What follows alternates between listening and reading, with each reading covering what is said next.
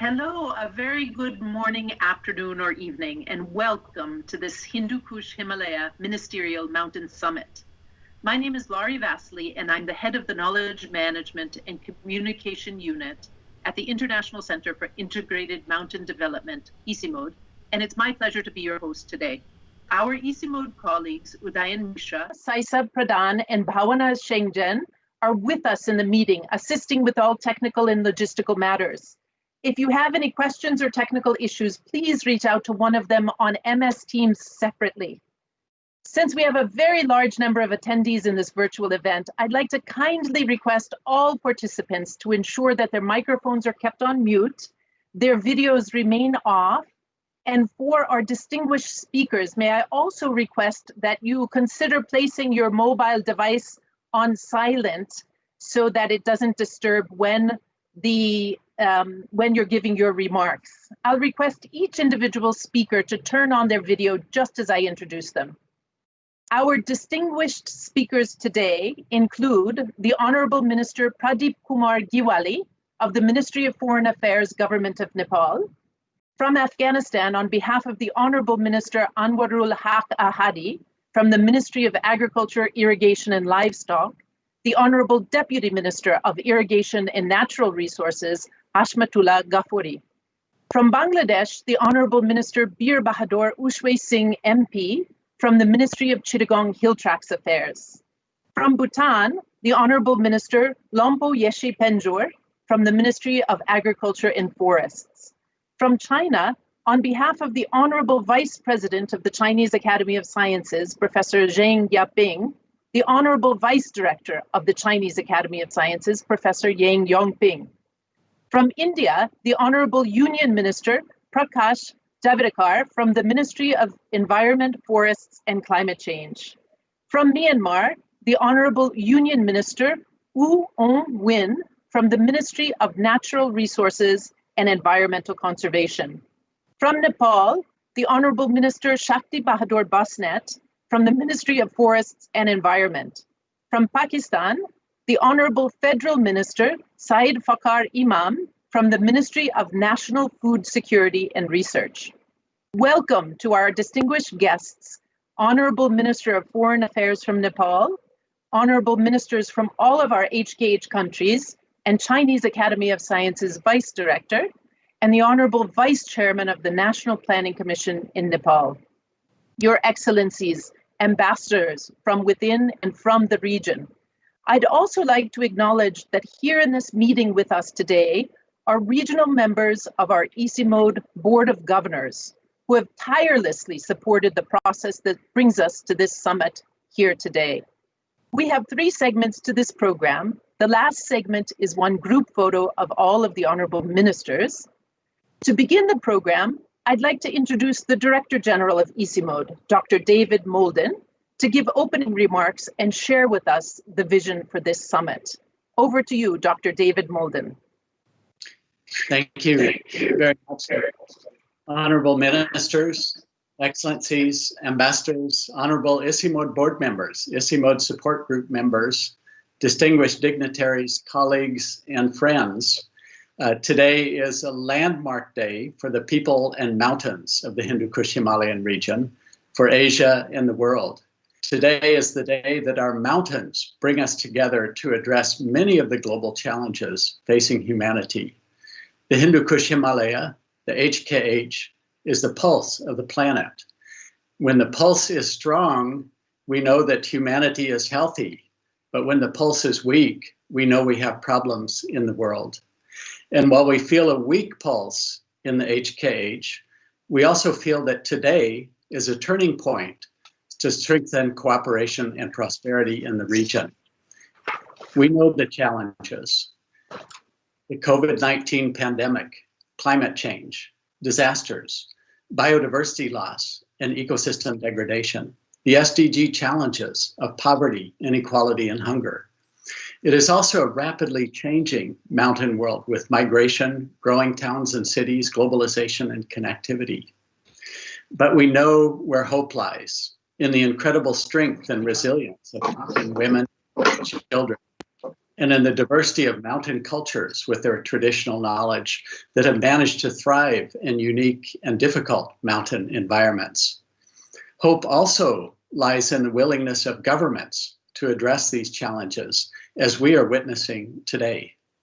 ICIMOD, the International Center for Integrated Mountain Development, was formed 36 years ago with its 8 regional member countries, Afghanistan, Bangladesh, Bhutan, China, India, Myanmar, Nepal, and Pakistan, and headquartered in Kathmandu, Nepal. ICIMOD's mission is to enable sustainable and resilient mountain development for improved and equitable livelihoods through knowledge and regional cooperation. Our mission is now even more important than ever. ICIMOD recognizes that it is a mission that can only be achieved by working together in partnership with all of its many member countries and with many stakeholders. We have been working together with researchers, practitioners, and policymakers to shed more light and enhance science on this remote mountain area. And I am happy to say that our science is rapidly advancing in the fields of climate change, glaciers and snow, air, water, biodiversity, and also social and economic dimensions of mountain areas. Importantly, we have also been working to develop solutions to new and different sets of problems in mountain farming, in biodiversity conservation, in empowerment of women and other marginalized groups. And many years of work and experience from the region has been captured in the HKH assessment, which brought over 350 researchers and practitioners from the region and the globe. We recognize the unique yet fragile Hindu Kush Himalaya are shared amongst 8 countries. Water and air move across borders. Plants and animals know no boundaries. Mountain countries share common concerns about the severe impacts of climate change. We know that sharing knowledge and experience across countries can only help to address the enormous challenges we face. We also know that the costs of non-cooperation between the countries is far too high. For example, the floods, disasters, and conflicts that are known to this region. We know that the benefits of cooperation are huge. Better management of natural resources, sharing of ideas and solutions, promoting trade and advancing science. Cooperation and joint action will lead to an HKH region in which its societies and its people, its children, women and men, are food, energy, water, and environmentally secure, and ultimately prosperous, healthy, peaceful, and poverty-free. And that's why we're here together today, together with our ICIMOD Board of Governors and stakeholders in all of our 8 regional member countries. An HKH call to action was developed, and it is placed on the table today for endorsement, calling for action through cooperation from communities, businesses, civil society, government, the region, and the world, recognizing the uniqueness of mountains, addressing climate change, increasing the resilience of people and ecosystems, and increasing knowledge sharing, and calling for urgent action to fulfill SDGs in the mountains. With the ongoing COVID-19 pandemic, we can see how much more urgent these actions are, since they all help to pave a way toward a more inclusive and green recovery for the HKH region. The Ministerial Declaration tabled today recognizes and supports this call to action. It also calls for a biennial Ministerial Mountain Summit and a regular science policy forums to formulate evidence-based programs and policies for sustainable mountain development. Importantly, it calls for a united voice on HKH mountains to give a much stronger voice to the mountain agenda and bring issues of the region more prominently onto the global stage. We have the power of 8 countries. With a united mountain voice, due attention will be given to mountain issues at global events, such as UNFCCC and CBD COPs, and thereby bring increased investments to the mountains for sustainable development. Where can this call to action go? This is an important first step to a long-lasting and growing cooperation amongst the regional member countries of ICIMOD. We are inspired by the 8 countries who form the Arctic Council and the 8 countries forming the Alpine Convention. There's great potential that this summit can evolve in its own way into a more formal relationship between our 8 HKH member countries, 8 countries working for one HKH. ICIMOD, with its regional mission, will be there to support by maintaining its status as a neutral regional platform and enhancing its role in generating evidence-based knowledge and solutions to benefit the region and the world. This day, which has brought ministers together from 8 countries, is indeed a historic day to remember. On another note, this is my last moment as Director General of ICIMOD, and I've been honored and inspired to serve the HKH for 9 years. Today, I would like to pass the responsibility to Dr. Pema Jamsho, a mountain champion from the region who has great knowledge, experience, passion, and drive to take the agenda forward. And personally, I will always remain in support of the HKH agenda. Thank you all very much. Back over to you, Lori. Thank you, Dr. David Molden. As he mentioned in his remarks, the HKH call to action is in front of us today. It was developed through a consultative process in all of the 8 HKH countries. To orient us to that process, I'd like to introduce ICIMOD's Chief Policy Advisor, Mr. Brij Singh Rathore. Over to you, Mr. Rathore.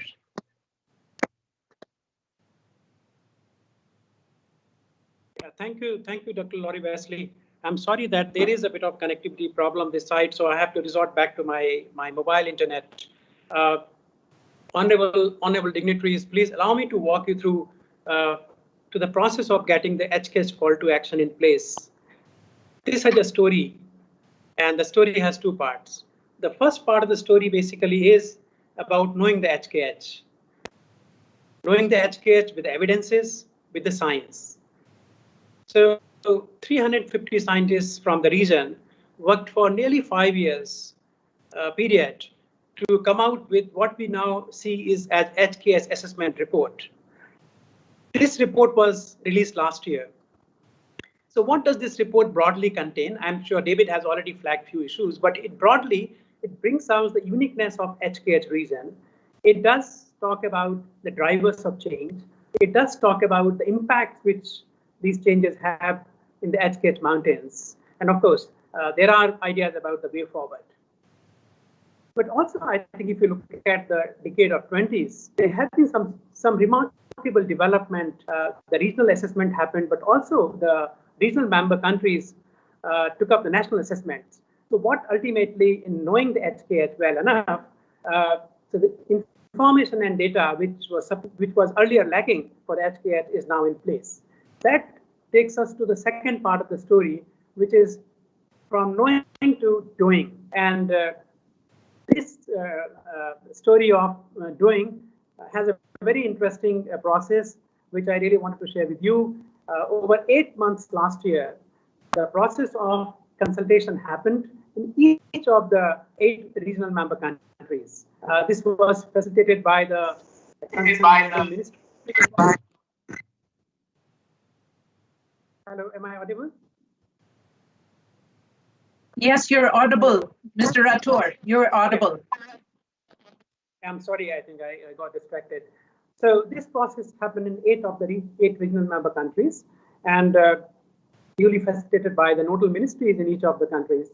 And I think if you look at the kind of participation which it drew, it was a multi-stakeholders participation, which included policymakers, senior government officials, the academia, the researchers, the civil society organizations, the business representatives, the donor communities. So a whole gamut of these stakeholders got engaged with this process in each of the 8 regional member countries. And what is the outcome of this entire process? This is today in your hands. This is the HKH call to action, which has been co-produced by 8 regional member countries. Thereby, this ownership comes out very strongly. I think I also need to really share with you a very important milestone in this process happened last year, where the ICIMOD Board of Governors meeting happened. in last September in Gangtok, India. And the two key decisions were taken in this meeting. One of the first decision was to have the Ministerial Mountain Summit in 2020.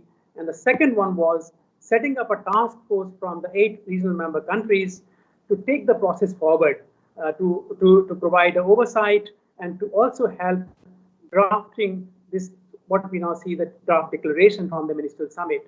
And let me admit, and also to our colleagues in ICIMOD, what a rewarding process has been working with this this task force, having joint secretaries from 8 regional member countries, helping us to put together this draft declaration. So this has again showing the ownership of this draft declaration, which is actually now with 8 regional member countries.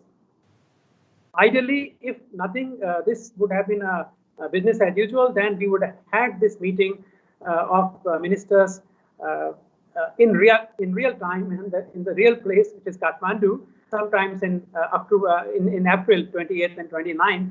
But the COVID-19 pandemic changed everything. The huge disruption. We have to now hold this meeting virtually, and today is the day for this. So it's been a long journey. I think now I also must talk about, which David actually flagged, this power of 8. Power of 8 actually is the power of intention. And today it is manifested through the 8 ministers from our regional member countries coming together. This is a huge step, very significant step, which is now taking forward this process of co-creation and ownership to take actions at local, national, regional, and global scale. This is the new chapter in the story, and this chapter obviously is one of the most significant chapter, which we are sure will help HKH to become to move towards the vision of prosperous, poverty-free, and resilient HKH. Thank you very much. Over to you, Dr. Laurie Wesley.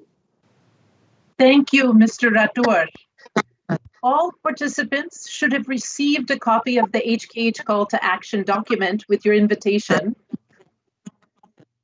Now, to take us through the call to action, our ICIMOD Deputy Director General, Dr. Eklavya Sharma, will make a presentation. Over to you, Dr. Sharma. Okay, a very good morning and good afternoon to the participants here, honorable dignitaries. I'm going to talk about the Hindu Kush Himalayan Assessment and the HKH Call to Action. First of all, the importance of this region. Then I'll provide some of the key highlights and findings of the assessment, and then, of course, talk about the HKH Call to Action. If you look at this particular slide, you can see how the Hindu Kush Himalayan region can be seen from the space. So it's one of the global asset when we look into food, energy, water, carbon, and cultural and biological diversity. This is the pulse of the planet. If something happens here, the entire planet is affected. This is a very important region. And if we look at this slide, the darker part are the mountains and the hills. And 10 major rivers actually originate from here and shared by 8 countries. And all these 8 countries are represented here. Honorable ministers are actually making statements today. And 240 million people live in the mountains. And if we look at the river basins, then about 1.9 billion people live in this region. This is a huge region where mountains and downstream are connected. And the Hindu Kush Himalayan region has a very important importance because also of the biodiversity.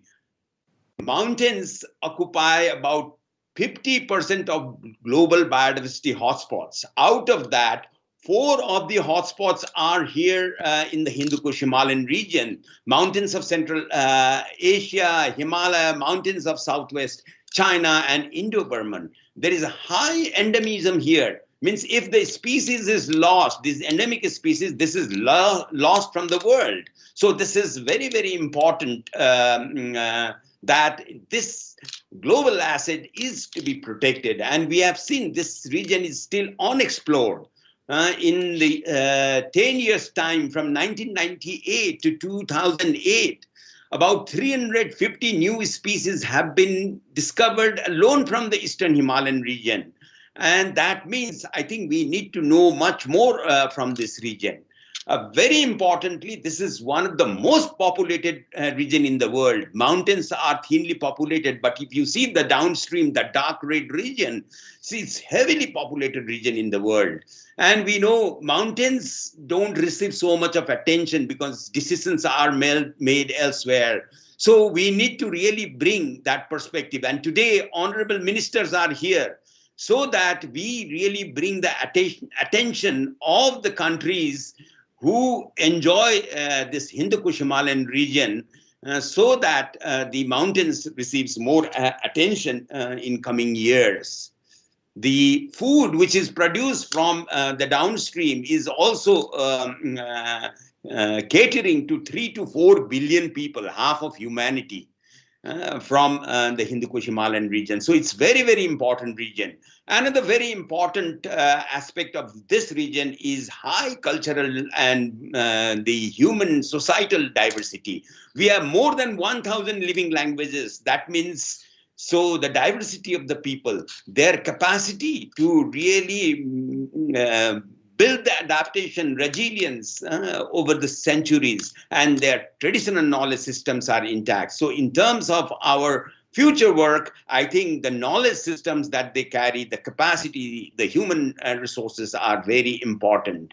So what happens in the mountains actually affects 1/4 of the humanity directly. I mentioned 1.9 billion people in mountains and downstream, but the food produced caters to 3 to 4 billion people. That is half of humanity. So you see Indus, Ganga, Brahmaputra, Yangtze, Yellow, all these rivers, there is a huge food production and it is catering to a large number of population. So ICIMOD with its partners and many professionals from the region and outside actually have carried out this Hindu Kush Himalaya Assessment report. And this report has been launched in 2019 February, and then we really see that lots of evidences have been generated from the work that is done for about 5 years. So it's a first comprehensive report, and we didn't want to just remain in the scientific evidences or generating scientific evidences. We wanted to take it further to give some of the highlights of the report. Let's look into the poverty. The Hindu Kush Himalayan region is one of the most poverty-ridden region. The paradox is that we have very rich natural resources, but still people are very poor. Can we change this narrative? This is something which we need to see and work in future. 1/3 of the mountains and hill people, that is 33% are poor in the mountains. Whereas if we compare the national average, it is only 1/4. And if we look at the multidimensional poverty in the Hindu Kush Himalayan region, you can see the light blue here, very clearly mountains are much more poorer when we look into multidimensional poverty. That means I think our concentration has to really be on how we can address the issues of reducing mountain poverty. The other very important findings are on food security. 30% of the Hindu Kush Himalayan population actually suffers from food insecurity, and 50% people are malnourished. And we see 1/5 of 1/2 of the children below 5 years are actually stunted. This is a huge, I think, gap where we need to put our efforts. Energy poverty, more than 500 gigawatt, 500,000 megawatt potential, which can cater to energy for 500 million homes. But we see 80% of our rural population are still lacking access to clean energy for cooking. Out-migration is happening from the mountains. Lots of remittances are coming. I think that remittances can be also used in a way that can bring the prosperity in the mountains. The biodiversity loss was mentioned. 70 to 80% of its original habitat in the Hindu Kush Himalayan region related to 1500th century is already lost. And 60 to 85% of our people are actually depending on biodiversity for subsistence. So it is such an important area. Then when we look at the gender, the poverty, both income and energy related poverty, food insecurity, and migration affect actually women, children, and marginalized community more than others. Then we don't have policy and responses to really look into this. So we need to really see how these multiple forms of exclusions are addressed in future. The big driver of change that we have seen in the mountains here in the Hindu Kush Himalayan region is climate change. In Paris 2015, we agreed to keep under 2-degree world. And if it is 1.5 degrees world by 2100, then it is too hot for the Hindu Kush Himalayan region. And with the current emission, I can tell you it's going to be 5.5 degree, which is a very, very high rate of warming. The one of the issue I think that we would really like to highlight here is that most of our Hindu Kush Himalayan region is carbon neutral and carbon negative. Yet, I think our people haven't contributed to climate change, but people are actually victims of climate change. So suddenly, I think lots of investment, lot of efforts have to come from outside for the people of the Hindu Kush Himalayan region to really mitigate as well as go for adaptation and resilience building in this region. When we say one of the indicators of climate change, which is quite visible now, is 1.5 degree world, then we are going to lose 1/3 of our glaciers by 2100. With the current emission, 2/3 of the volume of glaciers will be lost. That means lots of impact downstream. The impact of climate change itself on downstream is also quite evident, and we can see the region is going to suffer. One of the major issues that we see is disaster risk. It is increasing. We have seen floods, droughts, landslides, glacial lake outbursts. Intensity and frequencies are increasing.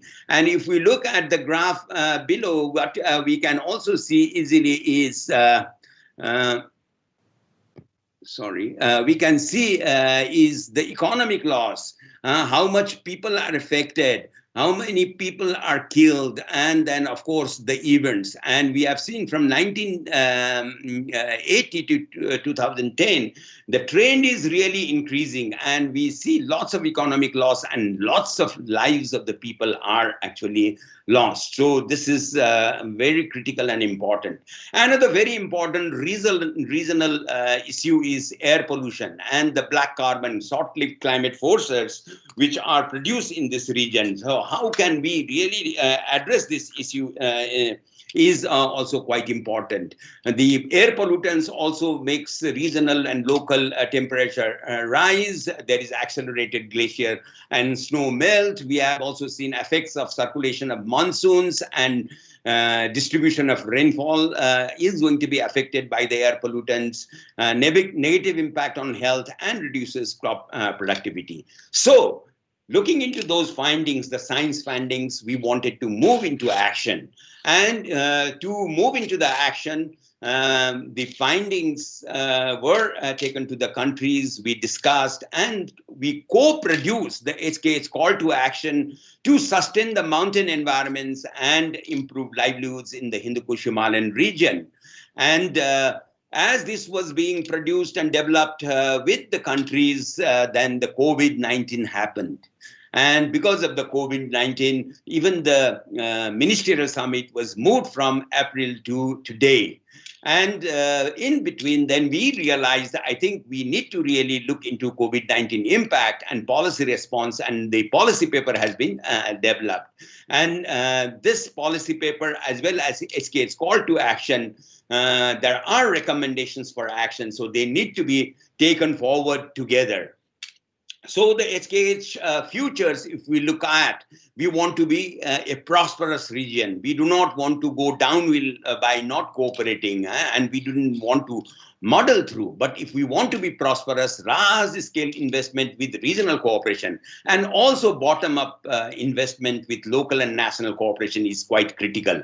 So both of these approaches, paths are required for cooperation and coordination, and this is quite critical if we want to really see the prosperous Hindu Kush Himalayan region. Call to action. I think we know enough. There is a lot of evidences and science, and we need to really act now. And this is why we are meeting today. But we would like to see continue having better data, knowledge, communication, and cooperation.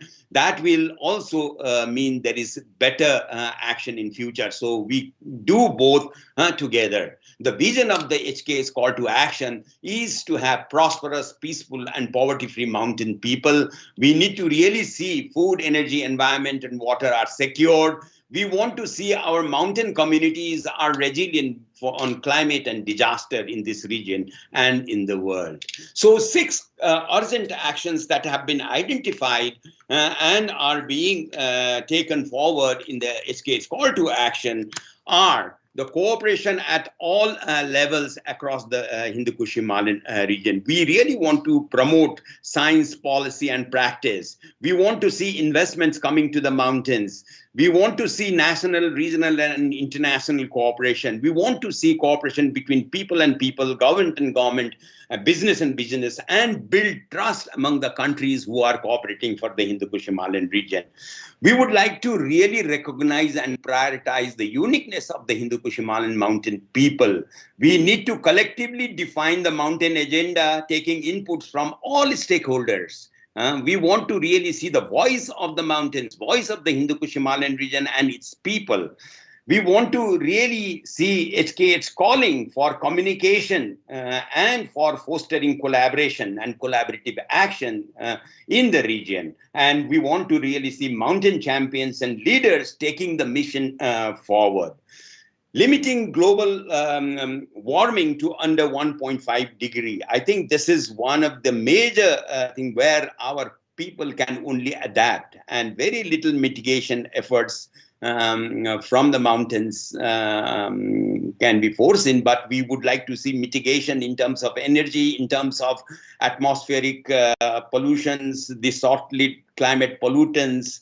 We want to have cooperation, north-south cooperation, south-south cooperation, and move forward to really meet the challenges of climate change. In achieving the SDGs in the Hindu Kush Himalayan region, the assessment has identified 9 mountain priorities which are consistent with SDGs, and we really see mountain-specific policies are required to address the mountain issues.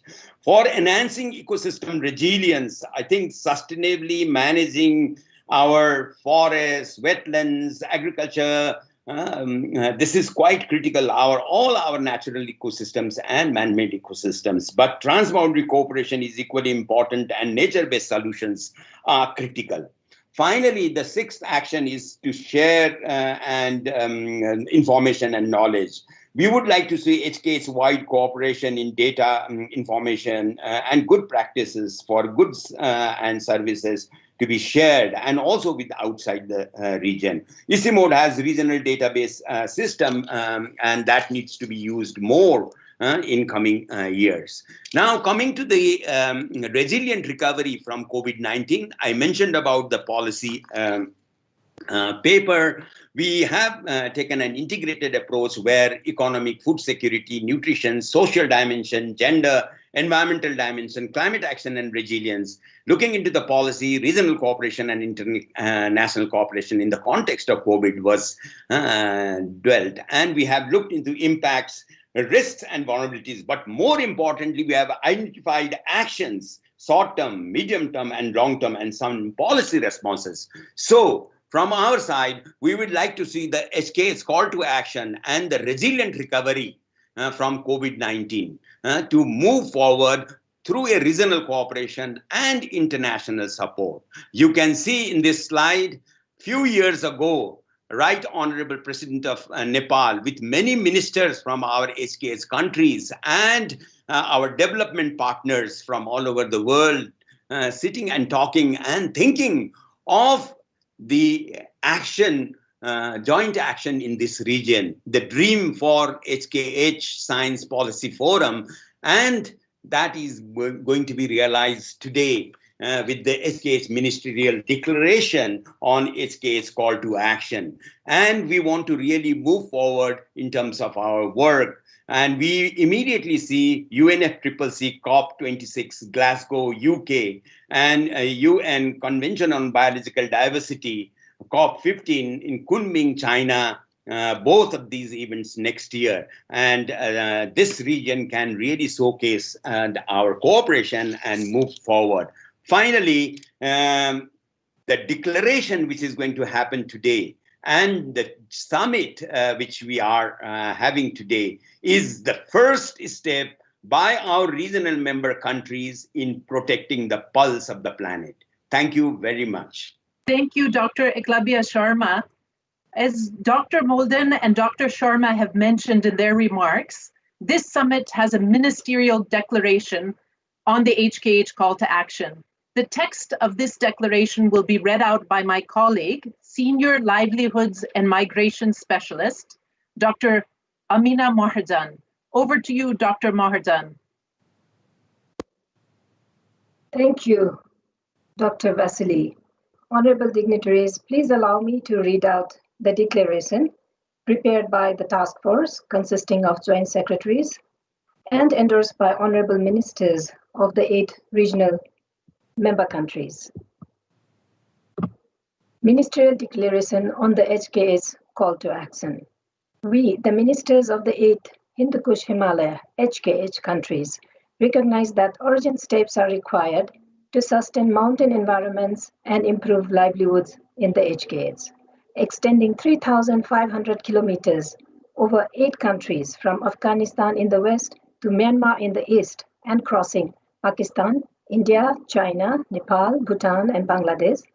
The HKH is one of the world's greatest mountain systems, home to the world's highest peaks, unique cultures, diverse flora and fauna, and a vast reserve of natural resources.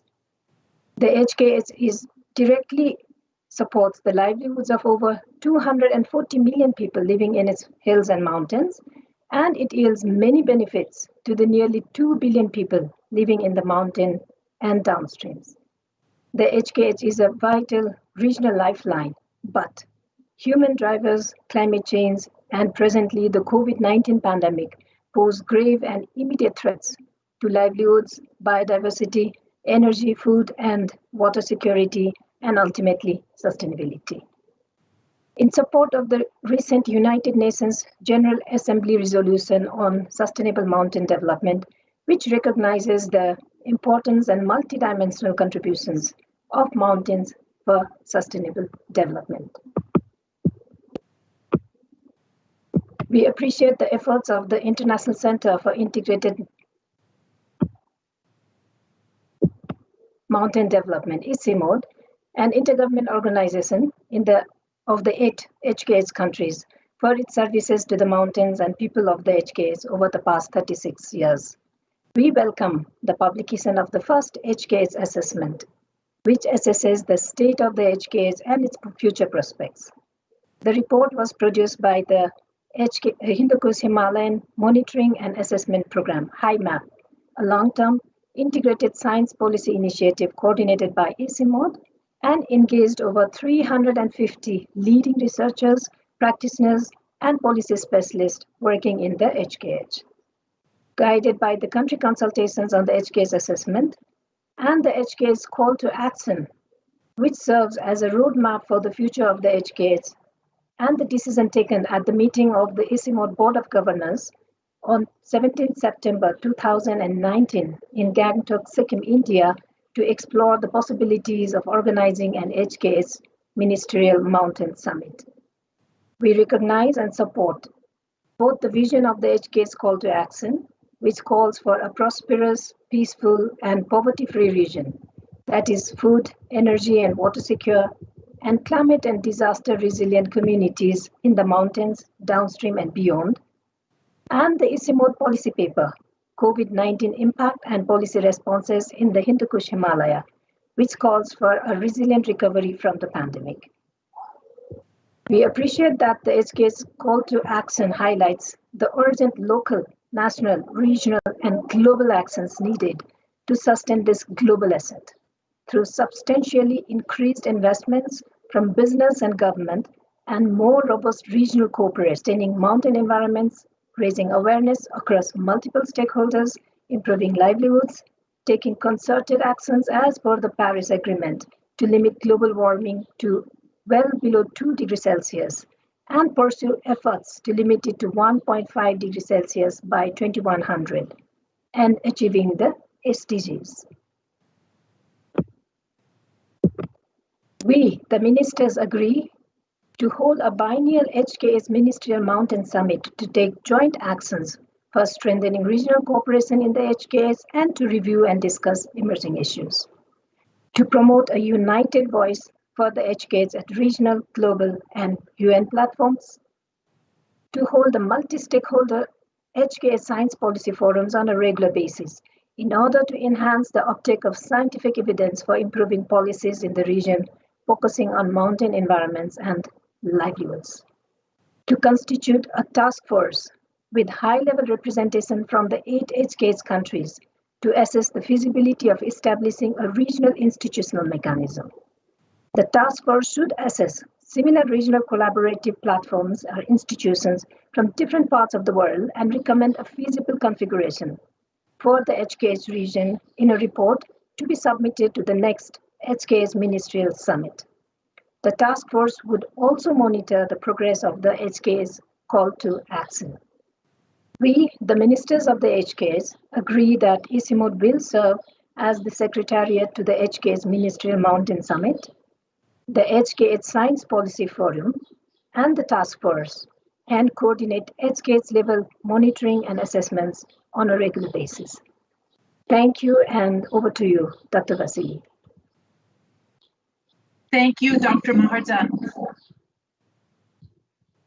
As the host government for the ICIMOD office here in Nepal, the government of Nepal, through many of its offices, including the Ministry of Foreign Affairs, has for the entire history of the organization been a gracious host, assisting the institution in innumerable ways. We're grateful that from the Ministry of Foreign Affairs in Nepal, the Honorable Minister Pradeep Kumar Giwali has joined this summit today. I'd like now to invite the Honorable Minister Giwali to start the ministerial segment of the program with your welcome remarks. Over to you, Honorable Minister Giwali. Thank you, Dr. Vasili. Honorable Ministers, Excellencies, Board of Governors and Director General of ICIMOD, distinguished delegates, ladies and gentlemen, Namaskar and greetings from Nepal. At a time when the world is confronted with an unprecedented crisis due to the COVID-19 pandemic, we have gathered virtually in today's summit. First of all, I would like to take this opportunity to commend the ICIMOD in organizing this important summit. It is a timely initiative in the context of the COVID-19 pandemic to deliberate on the impacts of the pandemic to the people of Hindu Kush region and reaffirm our collective resolve and further strengthen cooperation among the member states. Excellencies, the Hindu Kush Himalaya region represents the largest reserve of ice and snow on the earth outside the polar region. It serves as a fountain for fresh drinking water for billions of people, an indispensable water reservoir for the major river systems, and an important source of clean, green, and renewable energy in the region. Likewise, the HKH region treasures a variety of herbs and plants having medicinal and aromatic values. It also caters the genetic diversity of crops, contributing to the food security and nutrition, and preserves mountain resilient indigenous knowledge and technology, among others. It is estimated that nearly 1.9 billion people are directly or indirectly dependent on the region for the fulfillment of their requirements of food, water, and energy. The region is blessed with spectacular mountains, lush green valleys, picturesque lakes, alpine meadows, and emerald grasslands. A true heaven on the earth that one could imagine. Culturally, it is one of the most diverse regions in the world. It has been a unique laboratory and a true source of knowledge for many scholars, disciples, and researchers due to its richness in natural and cultural heritage, biodiversity, and flora and fauna, many of which are yet to be discovered. The ancient Silk Roads and the trails passing through these Himalayas speak louder than words in today's intensely globalized world old order. These ancient mountain heritage have witnessed our prosperity in the form of business and trade, knowledge and innovation, arts and crafts, and friendship and shared prosperity across the Himalayas and among the society. The HKH region houses the 14 highest mountain peaks above 8,000 meters. Among many others, out of them, Nepal is the custodian of the 8 highest peaks, including the Mount Sagarmatha, Mount Everest, the top of the world. Nepal highly values mountains. These are the lifelines of our people to earn livelihood and to lead lives. Mountains are the sources of fresh water, diverse flora and fauna, and natural and cultural heritage coupled with mountain resilient indigenous knowledge and traditions. Let us not forget that these mountains have been crucial in stabilizing global climate change, which bear an organic, intrinsic, and natural connections with the sea level rise.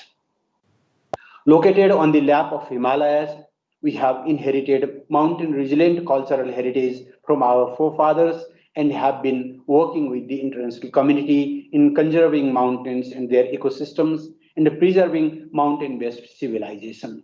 Therefore, mountains are our unique identity as well as the core elements of our development aspirations toward prosperous Nepal, happy Nepali. It was natural for Nepal to have played a leading role to establish the ICIMOD in Kathmandu.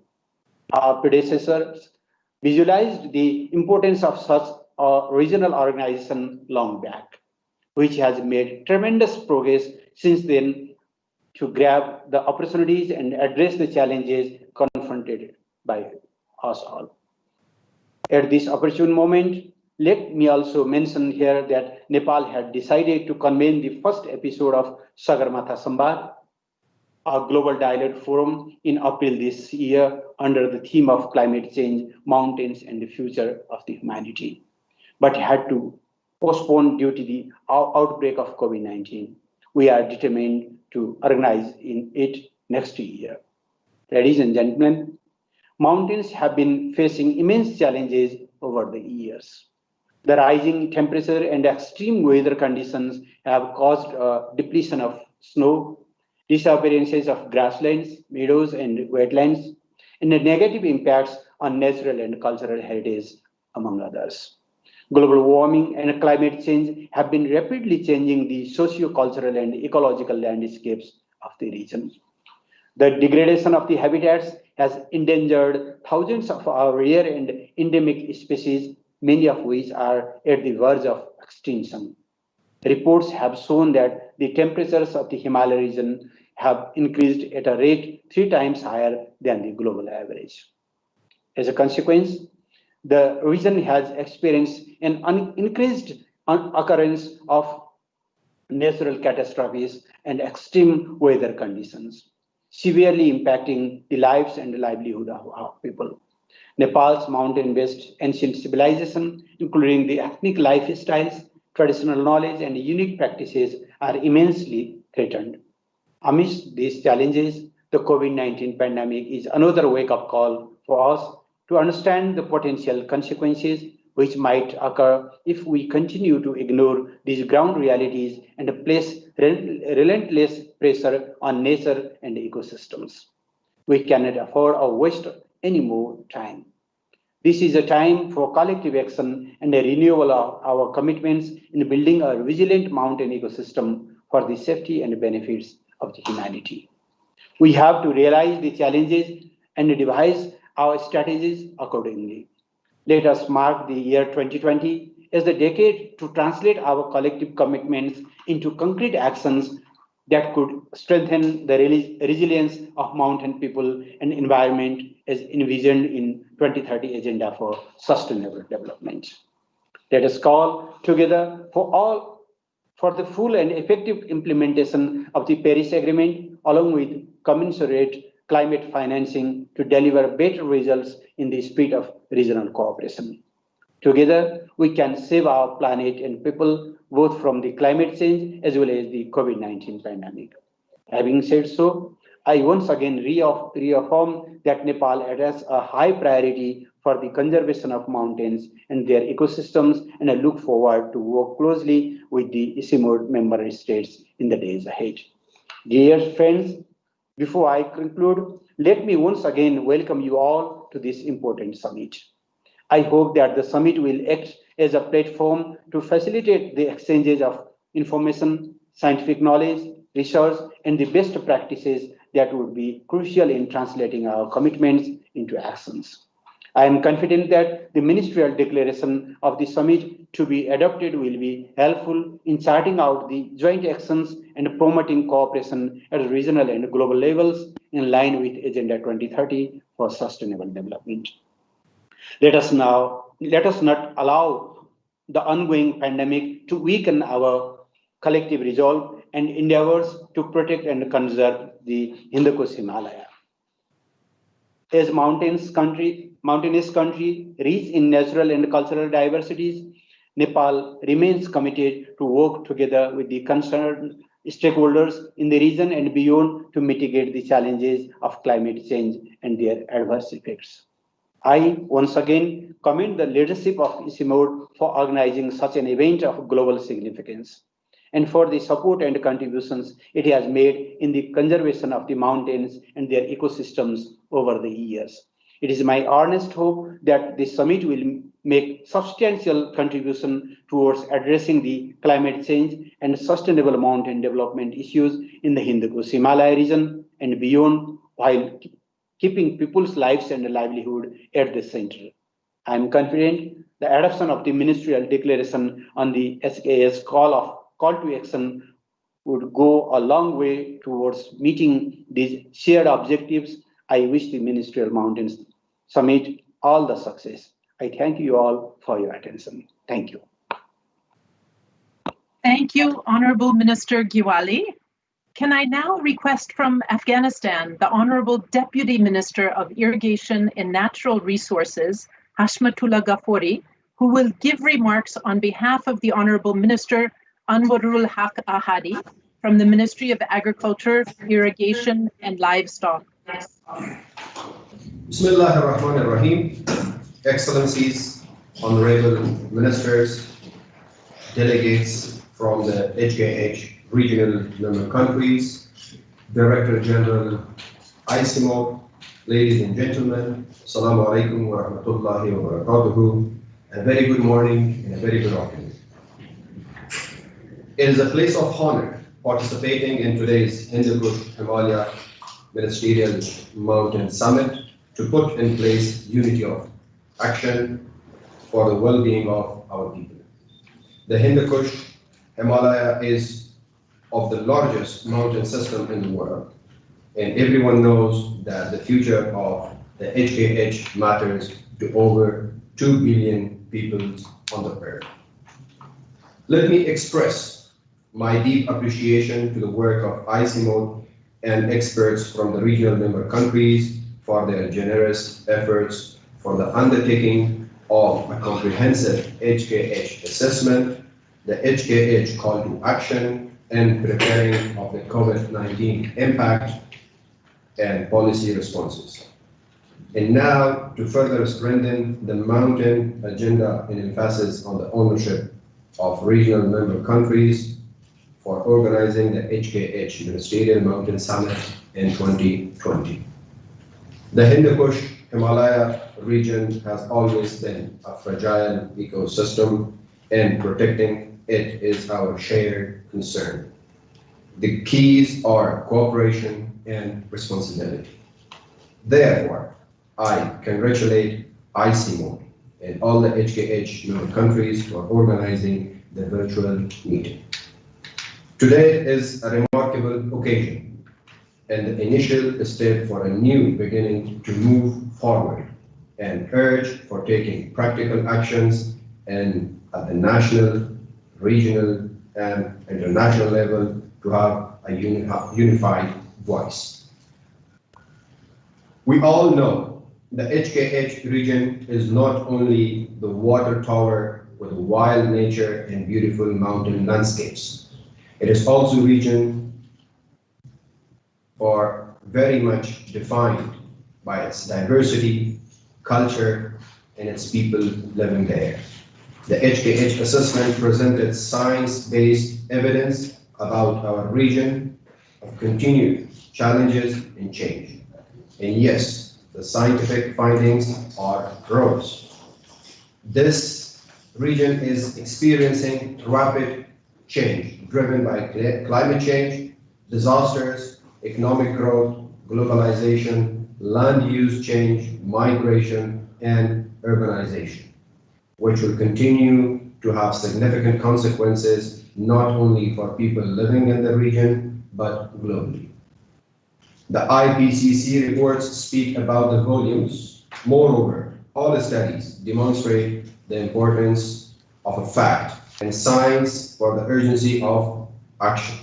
To a large extent, climate change could be a human-made phenomenon, so it should logically give room for some optimism that it's in women and men's hand to do something about it.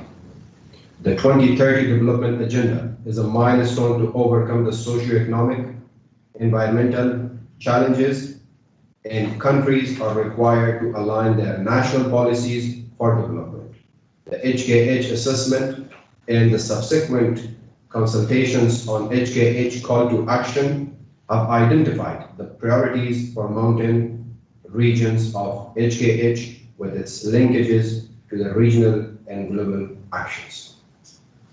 In Afghanistan, 4 decades of conflicts resulted in the loss of life, insecurity, and widespread damage to environment and natural resources. Similarly, reports indicate that being one of the most vulnerable countries in the region, Afghanistan is facing the real impacts of climate change.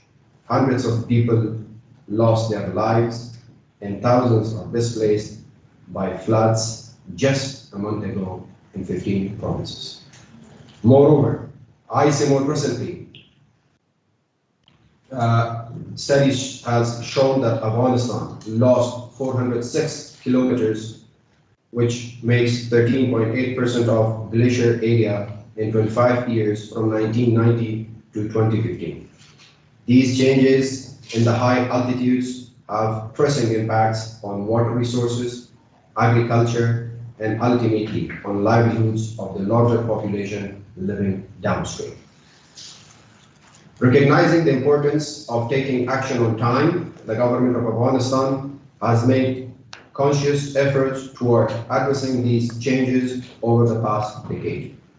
However, walking alone on this journey will take us nowhere.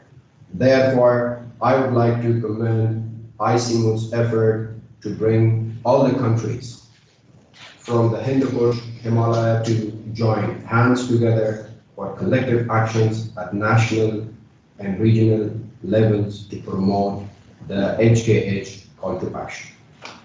In our history, we have been witness that renowned regional and international cooperation networks were burned, and most of them were burned out of the crisis with the spirit of solidarity, collective action, and collective leadership to offer solutions. We should not let this unconducive situation to prolong. Therefore, we need to take many determined steps towards a sustainable future. Our healthy environment and ecosystem is our wealth. No one is safe until everyone is. The urgent action 1 which calls to promote and strengthen regional cooperation at all levels across the HKH region, is the entry point.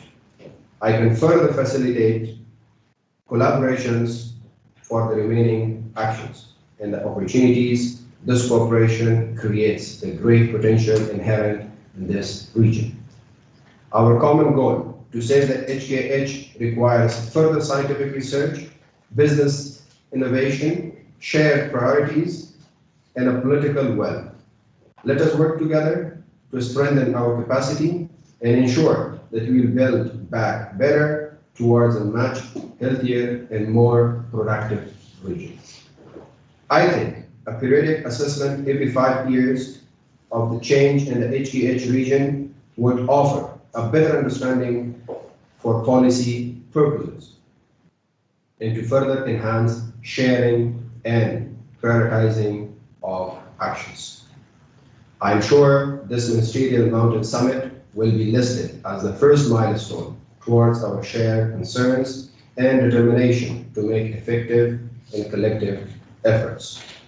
And we look forward to a robust regional collaboration for meaningful and productive actions that will make the HKH Mountains a better place for coming generations.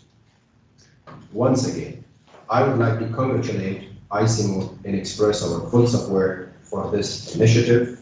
I also wish to convey my sincere thanks to all those experts and partners that made this HKH assessment report, the call to action, and the HKH Ministerial Mountain Summit possible to happen.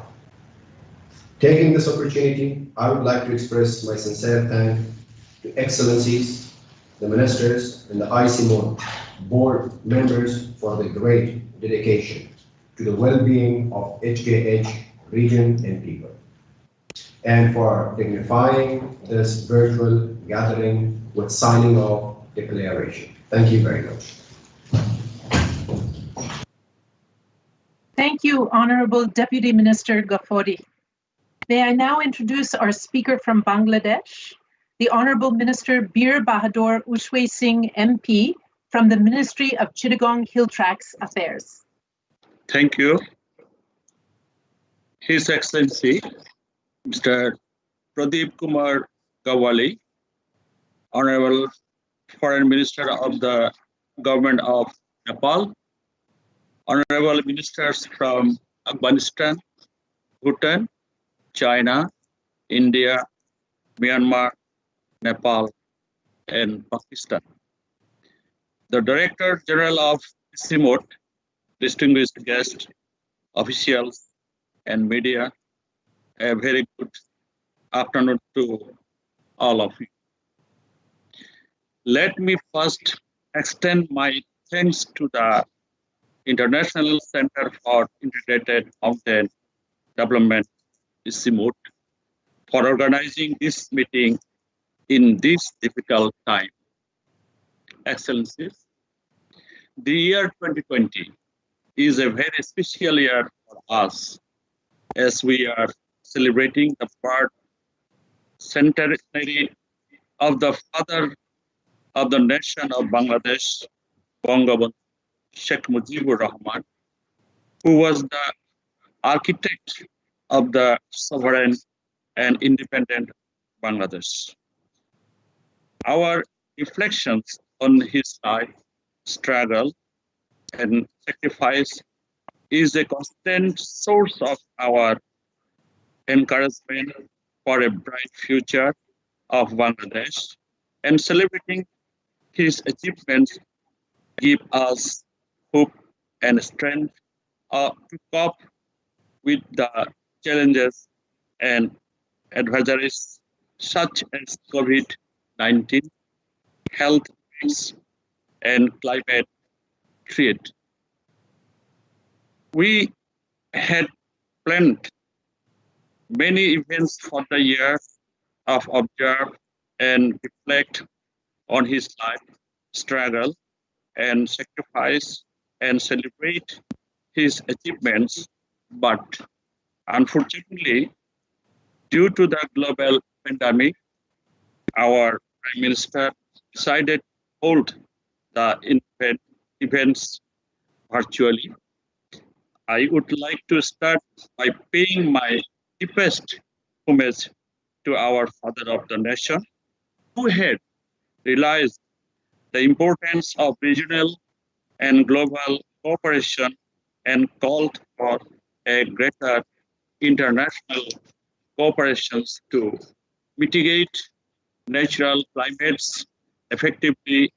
In this very first speech at the United Nations General Assembly in 1974. Ladies and gentlemen, we are passing through an unprecedented crisis in the history of humankind due to the COVID-19 pandemic. The wave of COVID-19 has affected Bangladesh like all other countries of the world. In addition to the COVID-19 pandemic, Bangladesh has also been suffering from floods and was hit by the cyclone Amphan. Thanks to the Honorable Prime Minister Sheikh Hasina's timely and decisive action, we have successfully managed to contain the spread of the COVID-19 infection and its fatality. The government provided food and other forms of social protection immediately for approximately 10 million people who lost their jobs due to the pandemic. The government also provided cash incentives to 5 million people, including farmers, workers, and laborers affected by the pandemic. The Ministry of Chattogram Hill Trades Affairs has also taken a number of measures, including provisions of food, aid, and cash delivery in CST to support the poor people of CST. A PCR lab has been established in Rangamati to provide fast and accurate COVID-19 test result for the 3 hill districts. Fortunately, the COVID-19 infection has shown a declining trend, and our economy is also showing some positive turns gradually. Dear friends and colleagues, we all know that the whole planet is at the risk of global warming and climate change. Like other countries in the region, Bangladesh has been facing serious challenges due to climate change. Although Bangladesh has not been a major contributor to global warming, we are one of the most vulnerable countries in the world. We have been facing a multitude of challenges due to climate change, increasing floods, drought, cyclones, sea level rise, saline institution. All of these climates have been affecting us severely. As Bangladesh is a downstream country and rainwater from two mighty rivers, Ganges and Brahmaputra, we face recurrent floods. Even our common vulnerabilities to the vagaries of the changing climate, it is important that we come together on building a future that is resilient to climate change. We welcome to ICIMOD, Hindu Kush Himalaya assessment report, which urge for collaborative action for adaptation and mitigation of climate change. The report was shared in Dhaka on October 219. Ladies and gentlemen, Bangladesh is at the forefront in combating the climate-induced disaster through the implementation of various mitigations and adaptations programs. The Bangladesh government has been implementing many programs to mitigate impacts and vulnerability of climate change.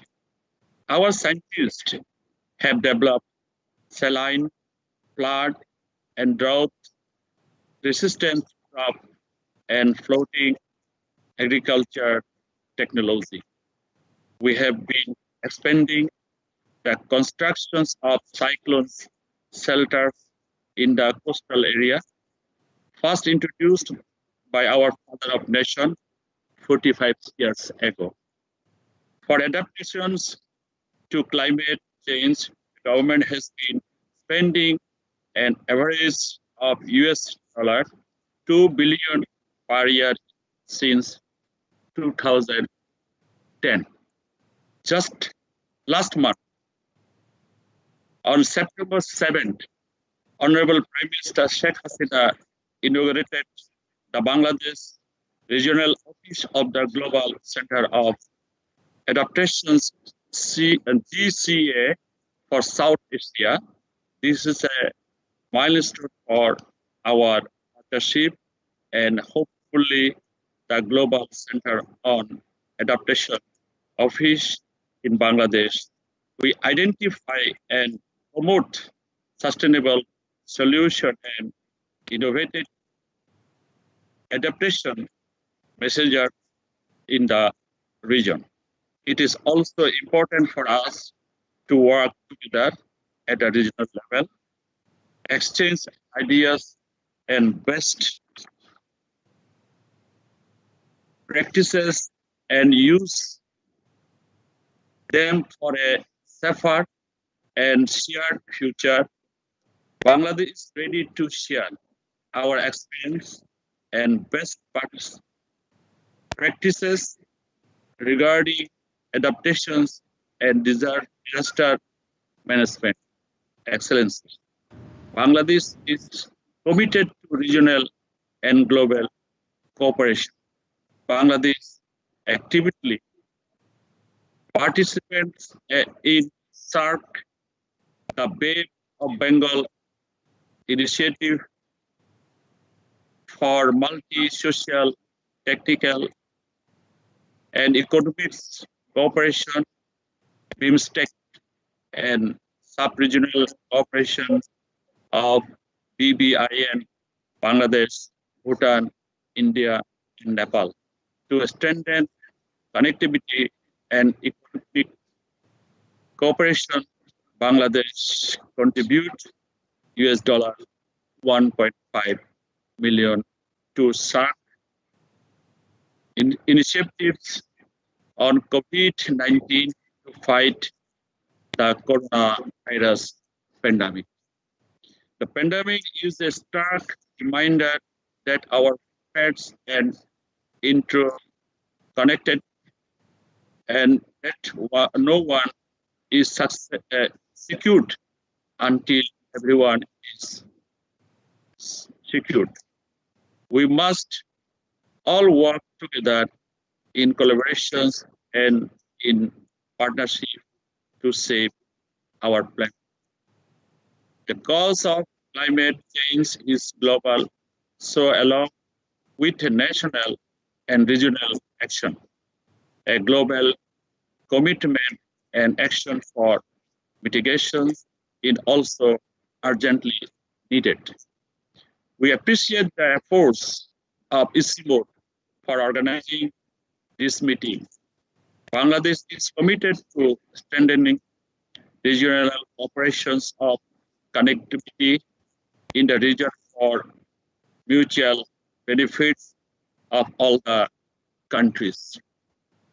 I hereby express my agreement with the Ministerial Declaration of the HKH call to action and urge ICIMOD to organize this meeting on a regular basis to strengthen regional cooperation and collaborations on climate change adaptation and mitigation.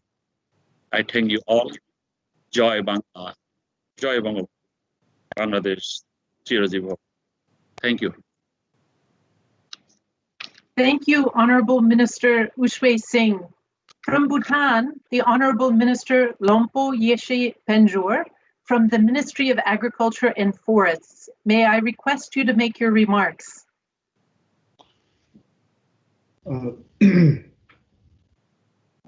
Excellencies, Honorable Ministers from the Hindu Kush Himalayan member countries, Excellencies, the ICIMOD's Board of Governance, Dr. David Molden, DG ICIMOD, officials, ladies and gentlemen. At the outset, I would like to convey the warmest greetings from His Excellency Dr. Lote Tshering, Honorable Prime Minister of Bhutan, and the people of Bhutan to this August gathering. At this significant and auspicious event, it is my great privilege to deliver the country statement representing the people of Bhutan and the royal government of Bhutan. Let me extend my heartfelt appreciation to ICIMOD for hosting this important Hindu Kush Himalaya Ministerial Mountain Summit 2020 amidst the pandemic COVID-19. It certainly is a historic moment for the people of Himalayan mountains who depend on various ecosystem services within the mountain range and beyond. My apologies for the technical glitches here. I'll continue with my statement. The deliberations and decisions from this summit will go a long way in preserving, protecting, and the sustainability of the Hindu Kush Himalayan mountain assets. With immense pleasure, I would like to take this opportunity to thank Dr. David Molden, the outgoing DG of ICIMOD, for his outstanding contribution to the mountains and its communities. Under the leadership of Dr. David Molden, ICIMOD could deliver and achieve many milestones, including the HIMAP report. This report increased the ownership by the member countries and the global visibility of the mountain vulnerability to climate change. Most importantly, Dr. David, you have left behind a legacy of strong team who is capable of addressing the many challenges that Hindu Kush Himalayan mountain continues to face. Let me also extend once again a heartfelt congratulations to Dr. Pema Jamso as the new Director General of ICIMOD. I'm fully confident ICIMOD will grow from strength to strength under Dr. Pema Jamso's leadership.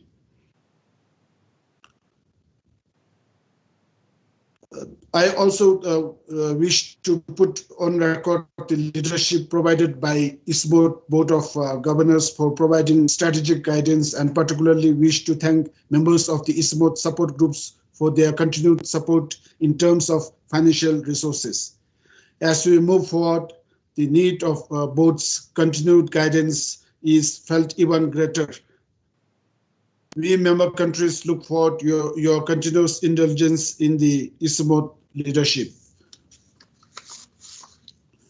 Excellencies, I would like to begin by stating that Bhutan has many good policies and practices in terms of its environmental conservation. We are blessed to have fully put in place sound environmental policies within the overarching philosophy of cross-national happiness, the GNH.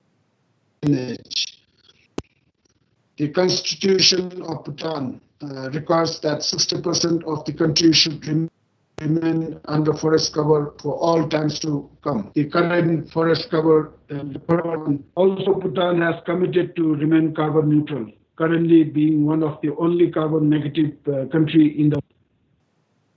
Despite being one of the champions of the environmental front, Bhutan remains as one of the most vulnerable countries in the Hindu Kush Himalayas to the impacts of climate change. With nearly 69% of the population dependent on subsistence agriculture farming practices, we have already seen disturbing trends affecting its food production due to shifting monsoon patterns and drying of spring water sources across the country. High weather variability as well has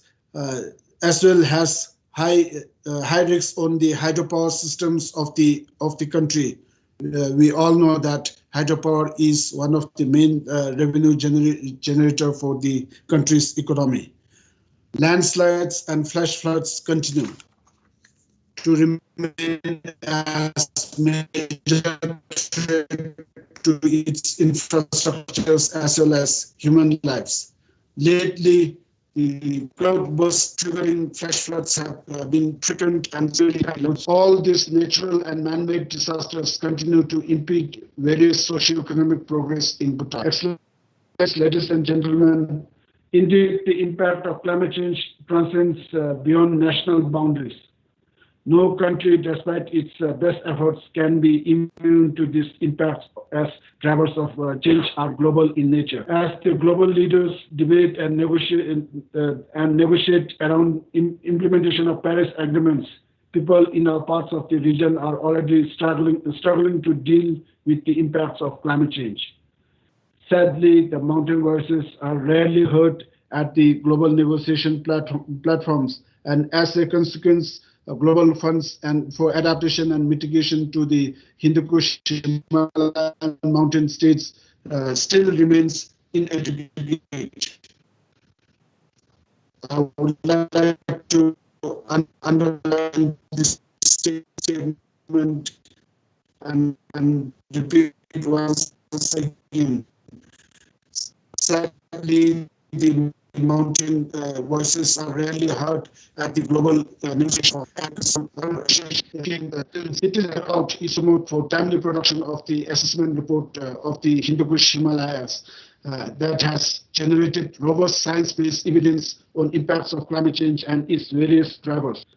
The report has not only filled the much-needed data gaps of the Himalayas in the IPCC reports, but also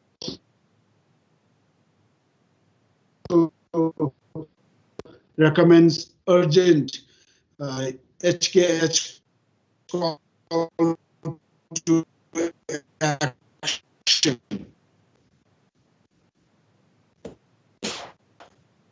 These reports were supplemented by the policy paper on the according in the case and serve as Excellencies, ladies and gentlemen, the need for regional cooperation is more urgent than ever before.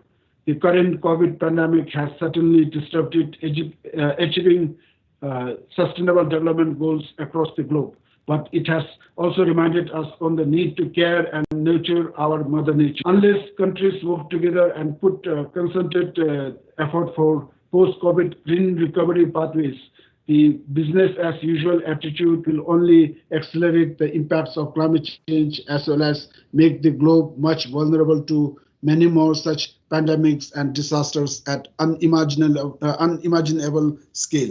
Therefore, it is the most auspicious and opportune moment that ICIMOD has provided this unique platform for our 8 HKH mountain nations to come together to save these Himalayas, which is more aptly termed as pulse of the planet.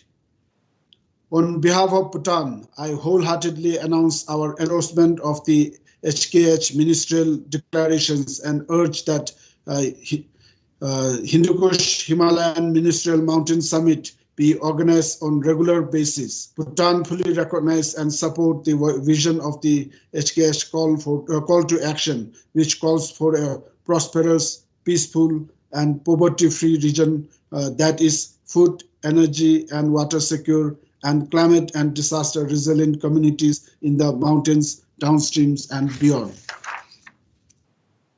Furthermore, I entrust ICIMOD to play an active role as a secretary to coordinate the HKH Ministerial Mountain Summit and urge ICIMOD to enhance and strengthen resource mobilization and help the member countries implement HKH call to action. I also suggest that the outcome of our deliberations at this summit should feed directly into the ICIMOD Governing Council to develop required support to the member countries and aim to contribute to the achievement of the Sustainable Development Goals. Let me also pledge all our HKH member countries to submit support this unique and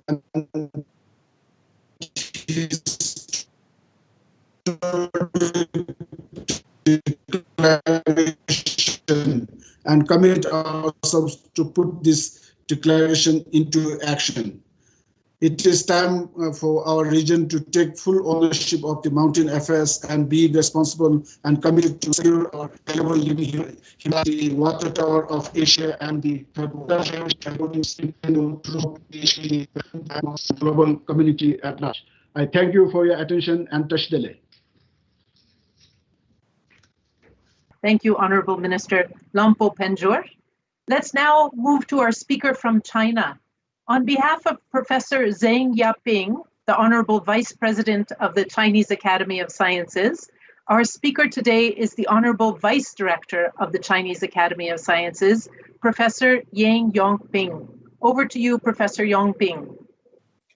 Honorable Minister, dear ICIMOD Board of the Governors, dear Dr. David Morton, Dr. Pema Jongchu, and Dr. Ikalabia Sharma, dear colleagues and friends, and ladies and gentlemen, good morning or good afternoon or good evening. It's a great pleasure to meet you all to attend the HKH Ministerial Mountains Summit today. On behalf of the Chinese Academy of the Sciences and China, I would like to express our highest appreciation to the ICIMOD for arranging this special events and his long-term efforts to enable sustainable and resilient mountain development for the improved and equitable livelihood in the HKH region. The Hindu Kush Himalaya Assessment, published last year, presents a comprehensive understanding of the past course, current situation, and the future scenario of the regional unique mountains environment, peoples, and the social economies. It helps us to further recognize the significance of the HKH region as the vital lifeline, not only for the region, but also globally. It's called our attention to the immediate risks the regions of the facing, including climate change, demographic change, increasing the demand for the natural resources to drive for faster economic growth, rapid urbanization, poverty, and inadequate governance system. It highlights the needs for regional collaboration and the global efforts for the conservation and the development of the region. The assessment has laid a solid foundation for the HKH call to action. China strongly supported this vision and set the HKH call to action. We are committed to cooperating with the member country to implement this call to action. Ladies and gentlemen, the philosophy of the ecological civilization has been enshrined in China's constitution and inducted into his national policy and strategy, as well as international cooperation program and initiative, including the Belt and Road Initiative. By hosting the CBD COP15 in Kunming, China is determined to work with the international community, including our ICIMOD member country, to conserve the faster declined global diversity. The 2020 is the important year for China's history, as his aim to eradicate all forms of the absolutely rural poverty under current criteria, as part of his pledge to the UN SDG. Mountains, especially to the HKH region, are home to the most the poverty-stricken population of China. Integrating the conservation and the local development has always been the challenge and the policy focus for the government of China at all levels. While addressing the recent concluded UN summit on the biodiversity, Chinese President Xi Jinping stressed that China, guided by the vision of building a community with a shared future of the mankind, has been actively participating in the global environmental governance and pledged to the China is prepared to take the international responsibility commensurate with the levels of the development. President Xi is a promise that China will continue to make efforts to the scale up its national determines the contribution to the goals of the Paris Agreement. And China will strive to peak the carbon dioxide emission before the 2030 and achieve the carbon neutrality before 2060. Colleagues and their friends, China has been attaching the great importance to the conservation and the development of the HKH region. China regards ecological safeguard as the integrated components for its national security. In the national special planning, Tibetan Plateau and its the adjoined area are all designated as the area of the national importance for the ecological function. Targeted policy, special finance mechanism, technology innovation, and the development commentators are designed for the region and achieve the double goals of conservation and development. China has been actively cooperating with the member country in the HKH region in several fields, including the scientific research, technology transfer, capacity building, development assistance, and investment. Meanwhile, we are realized that all the regional cooperation is needed to effectively address the challenge of the region. The ongoing global COVID-19 pandemic features remind us we are living in an interconnected global village with a common stake. As the member of the country in this region, we are glad to and honored to that we will share the vision and the position with all other 7 countries for the future's development. We are facing similar situations and global challenge. Therefore, China will continue to work close with the ICIMOD and all the member countries to have a more robust regional and multinational cooperation and to tackle this common challenge and achieve the goals of the common prosperity. To conclude my remarks, I would like to state that we welcome and support the declarations and stress that as the largest national research of the development body in China, Chinese Academy of Sciences will continue to play a unique and important role in the process. Thank you very much for your attention. 谢谢. Thank you, Professor Yongping. Coming to our speaker from India, the Honorable Union Minister Prakash Javadekar from the Ministry of Environment, Forests and Climate Change. Over to you, Honorable Minister Shri Javadekar.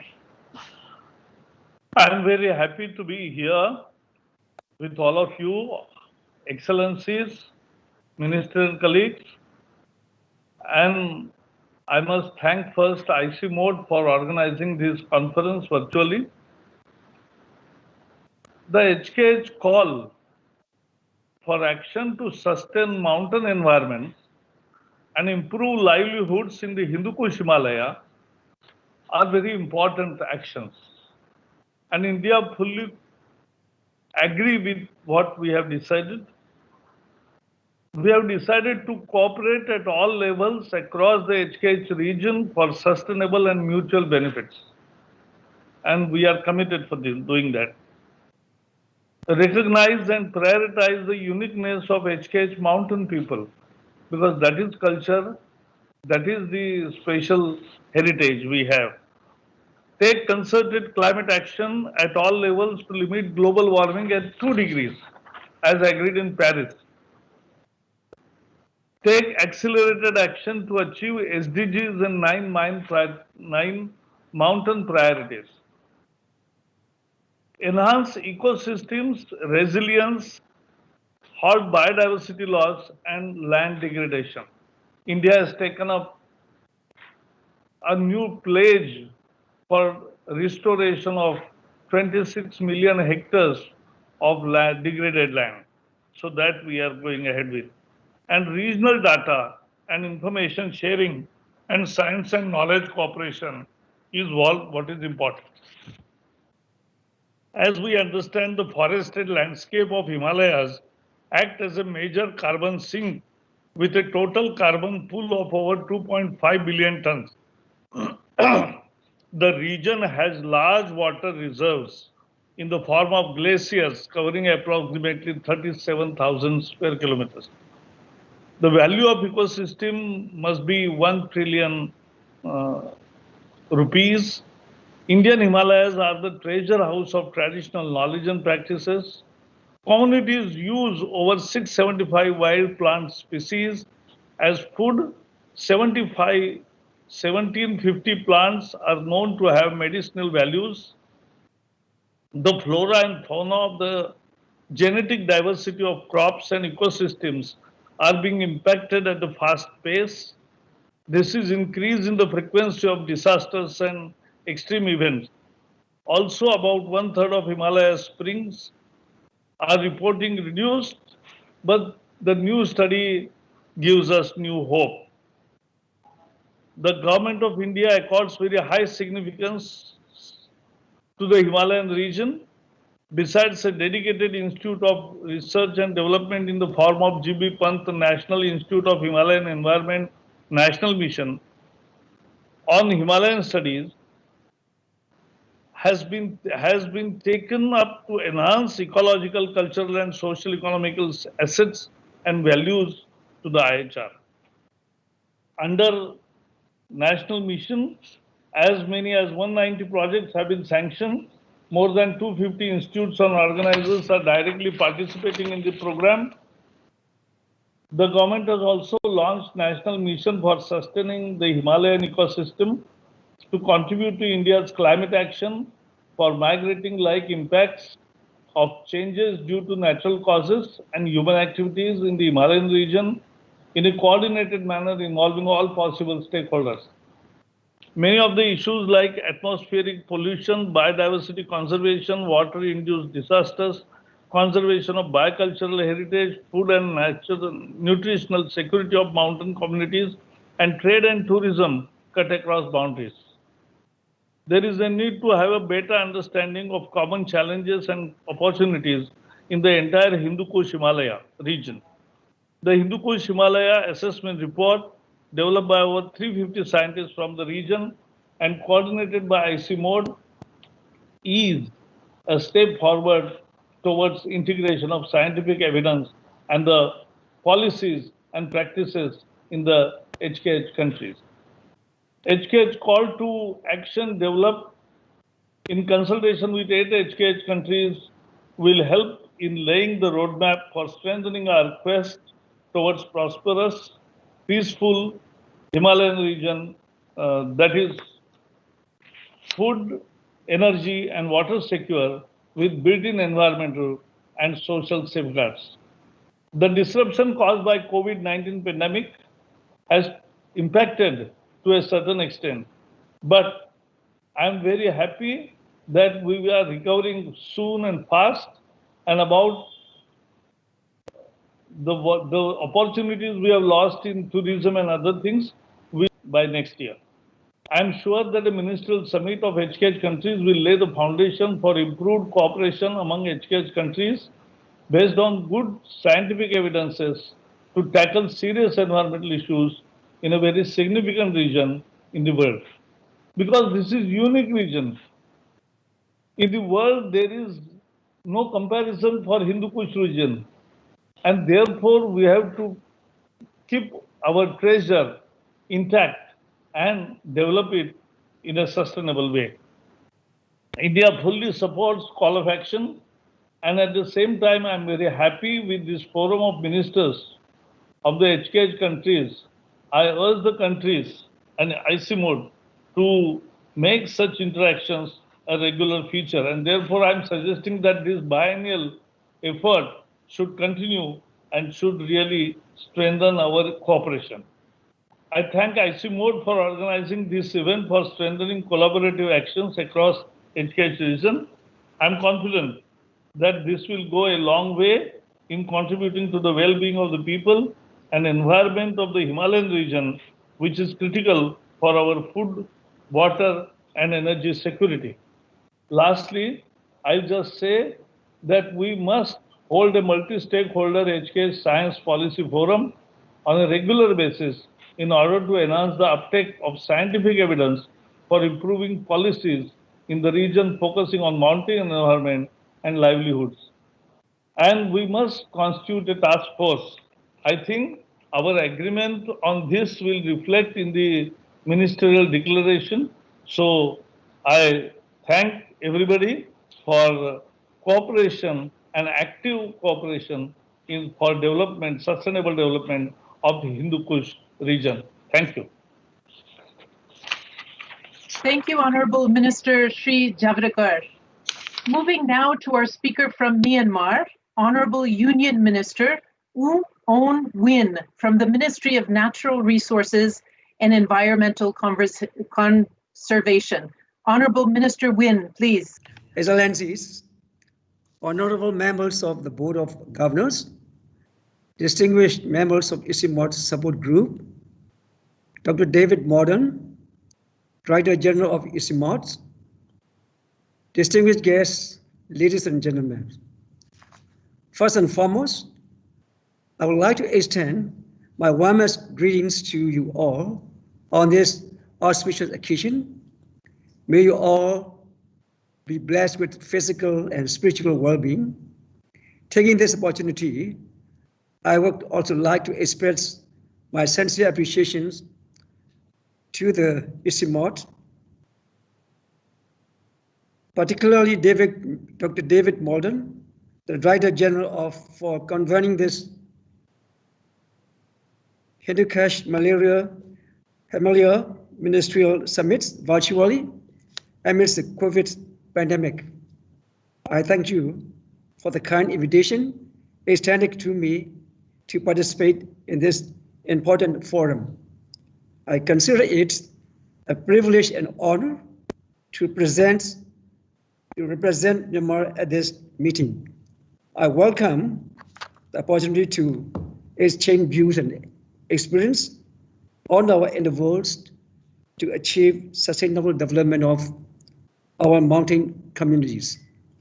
The summit is no doubt a reflection of our region's strong interest to share our views, experience, and thoughts on the key findings of the HKH assessments and the HKH call to actions, as well as for the strengthening of science-based regional cooperation and the landing of our unified voice for mountains on the global stage. It is in this context that I wish to express my belief that the summits will provide the impetus needed for the member countries of the region to be able to move forward in the implementation of the collaborative programs and the partnerships pertaining to the sustainable development of mountain communities and mountain ecosystems. I am confident that the summit will be able to develop synergies and initiate regional cooperation that can grow from strength to strength in the years to come. Excellencies, ladies and gentlemen, Myanmar, as one of the founding members of the ICIMOD, has been collaborating with Center for over 3 decades in various development programs, including the Landscape Initiative for Far Eastern Himalaya High Life Program, the Himalayan University Consortium, HUC, the Himalaya Program, and the RED Plus Himalaya Initiative Program. Myanmar and ICIMOD has been working closely in the area of enhancing the resilience to climate change and other changes in vulnerable communities through program of supports to livelihood improvement and diversifications, and to related capacity building and institutional strengthening. We have also been cooperating with regard to a wide range of activities that include internships, research, and demonstrations, regional also and international workshops and conferences. Myanmar has also participated in various project activities, which include remote sensing and GIS, biodiversity conservation, watershed management, ecotourism, community forestry, livelihood improvement, RED plus and climate change mitigation, and adaptation in the mountain regions. Myanmar has gained substantial benefit from the ICIMOD regional programs as they contribute to the sustainable development of mountain communities and sustainable management of forests. Taking this opportunity, I would like to express our deep appreciations to the ICIMOD for its enduring commitments, not only to facilitate the collaborated programs among partners, but also in the supporting capacity development of our peoples through various channels. Excellencies, ladies and gentlemen, allow me to take this opportunity to share with you the progress Myanmar has achieved in forestry and environmental sector. Myanmar as a signatory to international conventions, agreements, and treaties such as the UNFCCC, the UNCBD, and the UNCCD, has been striving ceaselessly to promote climate change mitigation, biodiversity conservation, to combat desertification through sustainable forest management, restoration of degraded forest ecosystem, and to combat drought, land degradation, and desertification, DLDD. Myanmar, as a party to Paris Agreement, has also developed policy instruments, action plans, and set up sectoral coordination mechanisms to play its role in the global efforts on climate change.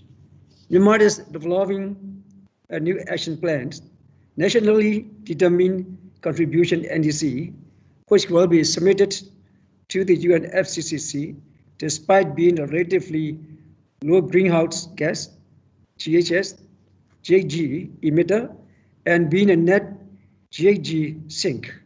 Myanmar has itself affirmed its willingness to undertake a series of actions to demonstrate its commitments to climate change mitigation and highlight options for adaptation.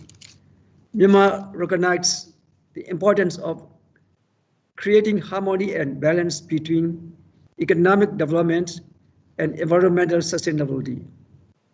Accordingly, the National Environmental Policy 2019, the Myanmar Climate Change Policy 2019, the Myanmar Climate Change Strategy 2018 to 2030, and the Myanmar Climate Change Master Plan 2018-2030 had been endorsed and launched to further provide strategic directions to the country.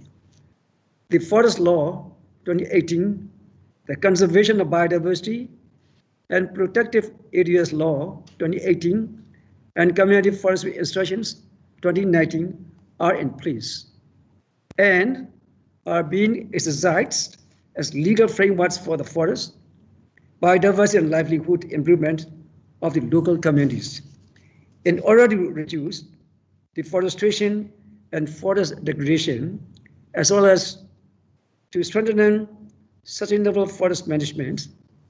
The government of Myanmar has initiated important actions that include the lot export ban, the forest lot enforcement, governance and trade, FLAG-T, the Myanmar Legality and Assurance System, MTLAS, RDD Plus, and the Extractive Industry Transparency Initiative, EITI.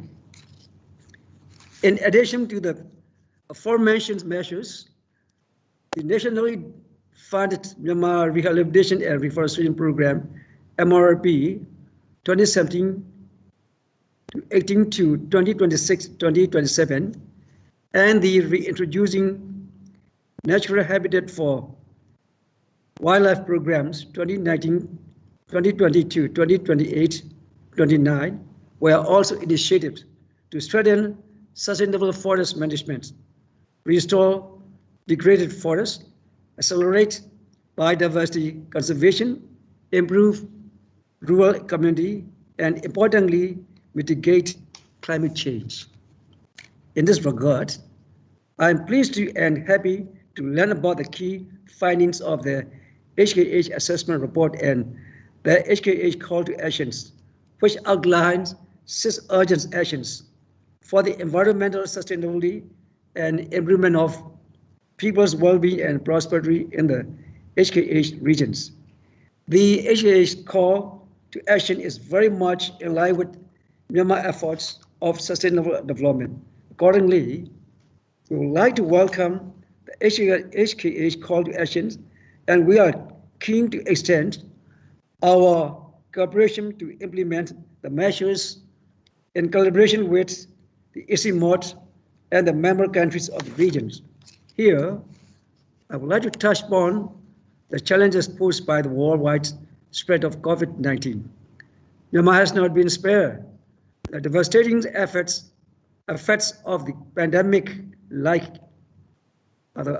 our countries, COVID-19 has caused a series of negative impacts and compounded the vulnerabilities of mountain communities already impacted by climate change and natural disasters such as landslides, floods, and earthquakes.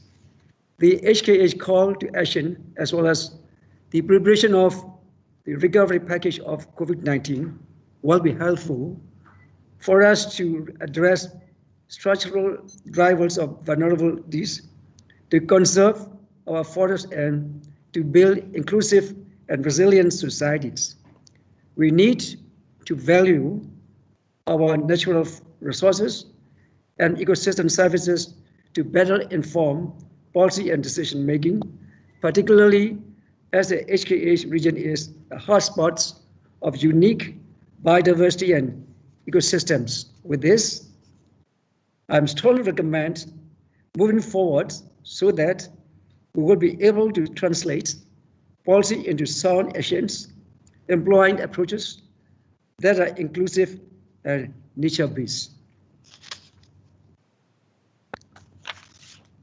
Excellencies, ladies and gentlemen, taking this opportunity I would like to express my sincere appreciations and congratulations to Dr. David Morton, the DG, and Dr. Eclair Bra Shamor, DDG of ICIMOD, who led the ICIMOD for 10 years for their substantial efforts and contributions for the ICIMOD.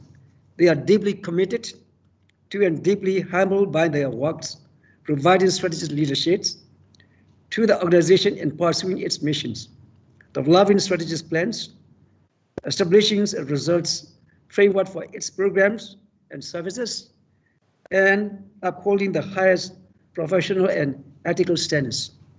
I would say his year of dedication have improved ICIMOD and strengthened collaboration among regional member countries in so many ways. Congratulations on your retirement. We wish you all the best for your retirement and enjoy this exciting new chapter in your life. At the same time, I would like to say congratulations to Dr. Pima Japshu, selected as the new Director General of ICIMOD, and you are warmly welcome to the ICIMOD families. Excellencies, ladies and gentlemen, in conclusion, I would like to express my sincere appreciation to the ICIMOD Secretariat, the Board of Governors, the development partners, all the speakers, task force members, for their tremendous efforts to ensure the success of this summit. My thanks also go to all the leading researchers, practitioners, and policy specialists who share their expertise, experience, and precious time in the preparation of the HKH assessments and the HKH call to actions. I firmly believe that we will be able to achieve result-oriented outcomes at the end of the summit and build upon the momentum for more robust regional cooperation and a roadmap for achieving the sustainable goals, SDGs, in the member countries. I wish Hindu Kush Himalaya HKH Ministerial Mountain Summits 2020 every success. Thank you very much. Thank you, Honorable Minister Win. Our speaker from Nepal is the Honorable Minister Shakti Bahadur Basnet from the Ministry of Forests and Environment. Over to you, Honorable Minister Basnet. Thank you. Honorable fellow ministers, excellencies, Director General of ICIMOD, distinguished delegates, ladies and gentlemen, good afternoon and namaste. I begin by thanking and congratulating ICIMOD for organizing this important Hindu Kush Himalayan Ministerial Summit 2020. I feel honored and privileged to be here with you today in this Summit 2020. We must look now where our antecedent, civilization, culture, religion, and values originate. We must not forget that we originated from mountains and mountains live in our lives and vice versa. Our mountains matter more than we know. The Hindu Kush Himalaya is the youngest and highest mountain system of the world that provide invaluable ecosystem services to the vast population in this region. Nepal, as a mountainous country, covers 64% middle mountain and 17% Himalayan region of the area. For Nepal, mountain resources are a lifeline for us. They provide fresh air, clean water, food and livelihood, mineral and medicine, and help to sustain human life and economy. Nepal accords high priority to mountain conservation and has made a good progress in community-based resource conservation.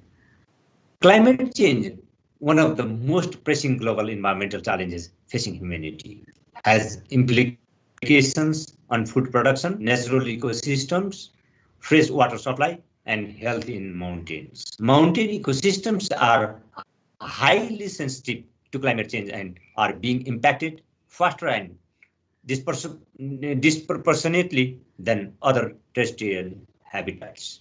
The rise in air to rapid melting of glaciers, and increment of the threat from melting glacier lakes and its possible outbursts, posing serious concern to protect the life and property in the downstream. Major river systems of this region, which are linkage and lifeline of upstream and downstreams, are being severely impacted. At this point, we must not be further late to handle this scenario. Extreme climate events due to climate change, such as heavy rainfall, flooding, droughts, heat wave, and cold stream, are also posing challenges in the mountains. Moreover, Nepal is largely dependent on climate-sensitive sectors, forests such as rain-fed agriculture, its fragile mountain ecosystems, and dramatic topography make the country prone to flooding. Due to the such events, agricultural productivity is declining with increasing problem of food security in mountainous regions. Similarly, exploitation of natural resources associated with growing population has led to increasing pollution, declining water quality, and land degradation. In recent years, the signs of such changes are being observed and may become more prominent over next couple of decades. Many rural communities are struggling through different adaptation measures as an attempt to reduce the risk of climate change vulnerability. Mountains are not only threatened by climate change, but also deforestation, to unsustainable increase erosion and threaten biodiversity and trigger floods and landslides. In addition, hunger, malnutrition, and poverty are rising in mountain areas. Over the last decade, the government of Nepal has taken a number of concrete steps to ensure that our development pathway is resilient to climate change and inclusive through policy formulation, institutional arrangements, and strengthening program development and implementation. Government of Nepal, with the goal of contributing to socio-economic prosperity by developing climate resilient society, has developed and implemented Environment Protection Act 2019 and Regulation 2020, National Climate Change Policy 2019 and LAPA Framework 2019, and several climate change projects under international climate finance. Nepal, by the end of 2020 or soon thereafter, will have gender and climate change strategy and action plan, resilience planning guideline, a well-structured climate change planning process, Nepal's long-term strategy on climate change, an enhanced NDC report submitted and a NAP formulated, third national communication report submitted, priority ground results in building capacity. Nepal is already experiencing significant social, environmental, and economic shock due to COVID-19. Now and future, to find nature-based solutions, transitioning to green economy and recovery in the context of post-COVID-19. At this juncture, I would like to highly commend the efforts of ICIMOD on climate change and environment as an intergovernmental knowledge and learning center in developing research, information, innovation, and provide science-based evidence required for our policy processing. Protecting mountains constitutes a critical component of our national aspiration of prosperous Nepal, happy Nepal. I sincerely believe that a regional cooperation with strong national initiatives backed up by effective collaborative partnership will go a long way in overcoming the adverse effects of climate change and sustainable development pathways. The government of Nepal fully recognize and support the 6 urgent HKH call to action, and we should collectively strive to work together to mainstream these actions into policies and programs. I consider that this ministerial summit is a significant milestone for us. Let us muster requisite political will, promote ideas and innovations, and act robustly to conserve our mountains. Let's unite and work together to protect mountains for the future of humanity. Thank you. Thank you all. Thank you, Honorable Minister Basnet. Moving now to our speaker from Pakistan, the Honorable Federal Minister Syed Fakhar Imam from the Ministry of National Food Security and Research. Over to you, Honorable Minister Imam. All colleagues, ministers, ICIMOD board members, ICIMOD officials, honorable distinguished guests, ladies and gentlemen. My greetings to all and facilitation to all the participants. We in Pakistan are delighted to be part of the Ministerial Mountain Summit today through a virtual platform. I in particular congratulate ICIMOD for hosting such an important high-level meeting at a time when unprecedented climatic and non-climatic challenges are impacting millions across the globe and in fact unprecedented in recent times, not only in the mountains alone but across the world. Honorable Excellencies, it is also an important and timely conference, especially given the pandemic situation the world is going through. This pandemic has challenged our social, economic, ecological, and governance systems to the extreme, and at the same time, it gives us an opportunity to learn from each other's experience and gain and plan jointly going beyond individual, community, and national borders across the globe to address this very big challenge. Honorable ladies and gentlemen, Pakistan is very fortunate to be home to a very rich and diverse natural resource and biodiversity. Mountains are extremely important as they embody most important natural resources and ecosystem services. Pakistan still being a predominantly agricultural economy, it is the food basket system to 220 million Pakistanis and is dependent on the glaciers that provide water to our great Indus Basin overall. The mountain resources are not only important for food security, but are also very important in providing energy, adding value to our industry, and modernization of our goods and services, including tourism. Honorable Excellencies, it is important to note that climate change is not only adversely impacting lives, environment, and adaptive capacities of the people and natural system, but in many ways offers an array of opportunities. It may be in the form of crops, livestock, fisheries, agroforestries, forestry, different products, processes, and technology. It is in this context that we all must come together to develop a comprehensive and sustainable solution for the people in the mountains, which are ultimately critical in achieving sustainable development goals, both at the national, regional, and the international levels.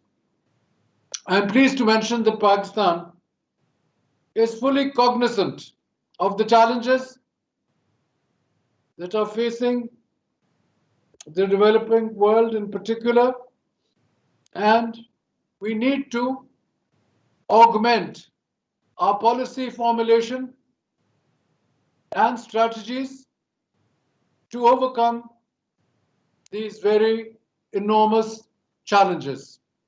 Honorable ladies and gentlemen, given the agenda of the conference and the declaration that has been presented for strengthening regional efforts for the HKH region, I believe that the HKH region is a vital regional lifeline for all livelihoods biodiversity, and sustainability.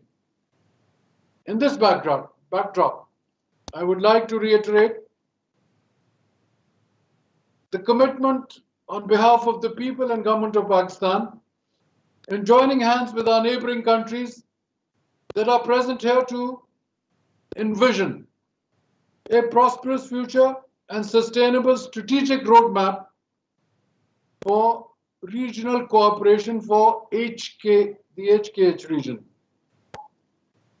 In this regard, Pakistan endorses the HKH Call to Action agenda and the constitution of a task force to suggest an institutional mechanism for strengthening science-based regional cooperation. Last but not the least, I heard that there are changes in the ICIMOD senior management. I would like to welcome the new Director General, Dr. Pema Gyamsho, and assure Pakistan's fullest support to his leadership. And also, I would like to give my highest appreciation to the outgoing Honorable Director General, Dr. David Molden, for his remarkable services to this region during his tenure.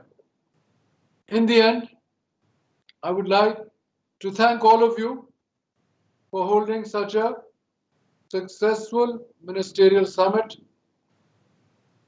I'd like to express my gratitude to all the organizers and participants of this historic summit. Thank you very much indeed. Thank you very much, Honorable Minister Imam.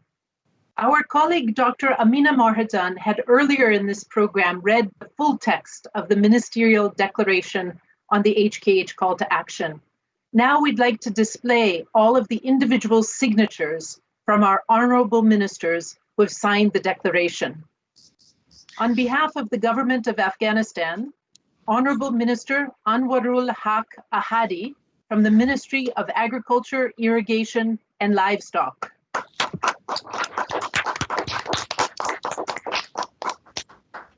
On behalf of the Government of Bangladesh, Honorable Minister Bir Bahadur Ushwe Singh, MP, from the Ministry of Chittagong Hill Tracts Affairs.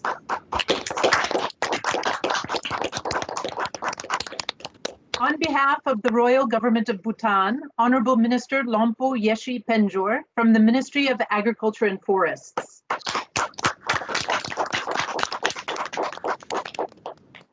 On behalf of the Government of China, Honorable Vice President of the Chinese Academy of Sciences, Professor Zheng Yaping.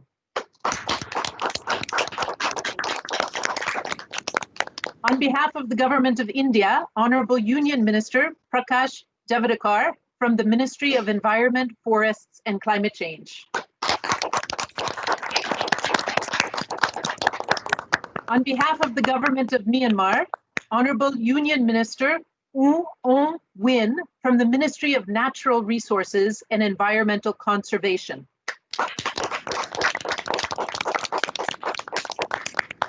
On behalf of the Government of Nepal, Honorable Minister Shakti Bahadur Bosnet from the Ministry of Forests and Environment.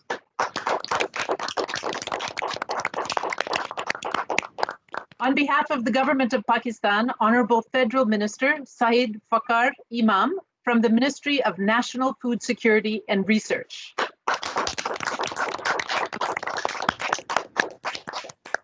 Displayed here is the declaration signed by all 8 honorable ministers. Perhaps we should all turn on our microphones for just this moment and give the honorable ministers a big round of applause.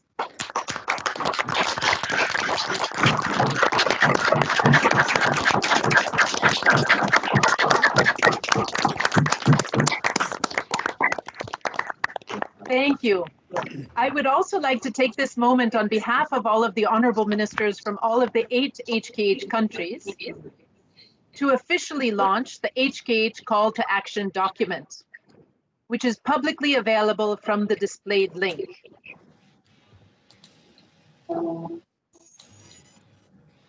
We have much support from around the globe for this set of efforts, and to that effect, I'd like to share a pre-recorded video message from the Right Honourable Lord Goldsmith, Minister of State for the Pacific and the Environment in the Foreign, Commonwealth and Development Office and the Department for Environment, Food and Rural Affairs of the United Kingdom. Good afternoon, and thank you for the opportunity to address this, the first Hindu Kush Himalaya Ministerial Mountain Summit. And I'd like to thank ICIMOD for hosting us today. The water tower of Asia is the source of 10 major rivers, providing water for nearly 2 billion people. It's almost impossible to exaggerate its importance for humanity.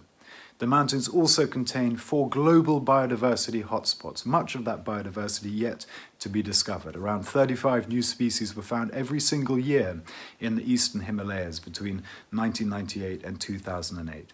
Now, the UK is proud to have supported ICIMOD in delivering the Hindu Kush Himalaya Assessment, the first comprehensive analysis of the global importance of this region, the threats its environment and people face, and the action needed to save it. And it makes sobering reading.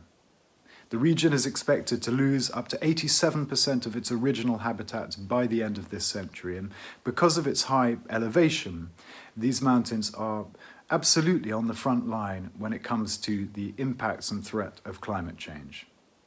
Because even if the world manages to keep global temperature rise to 1.5 degrees, which we absolutely must, that nevertheless translates to more than 2 degrees for the mountains.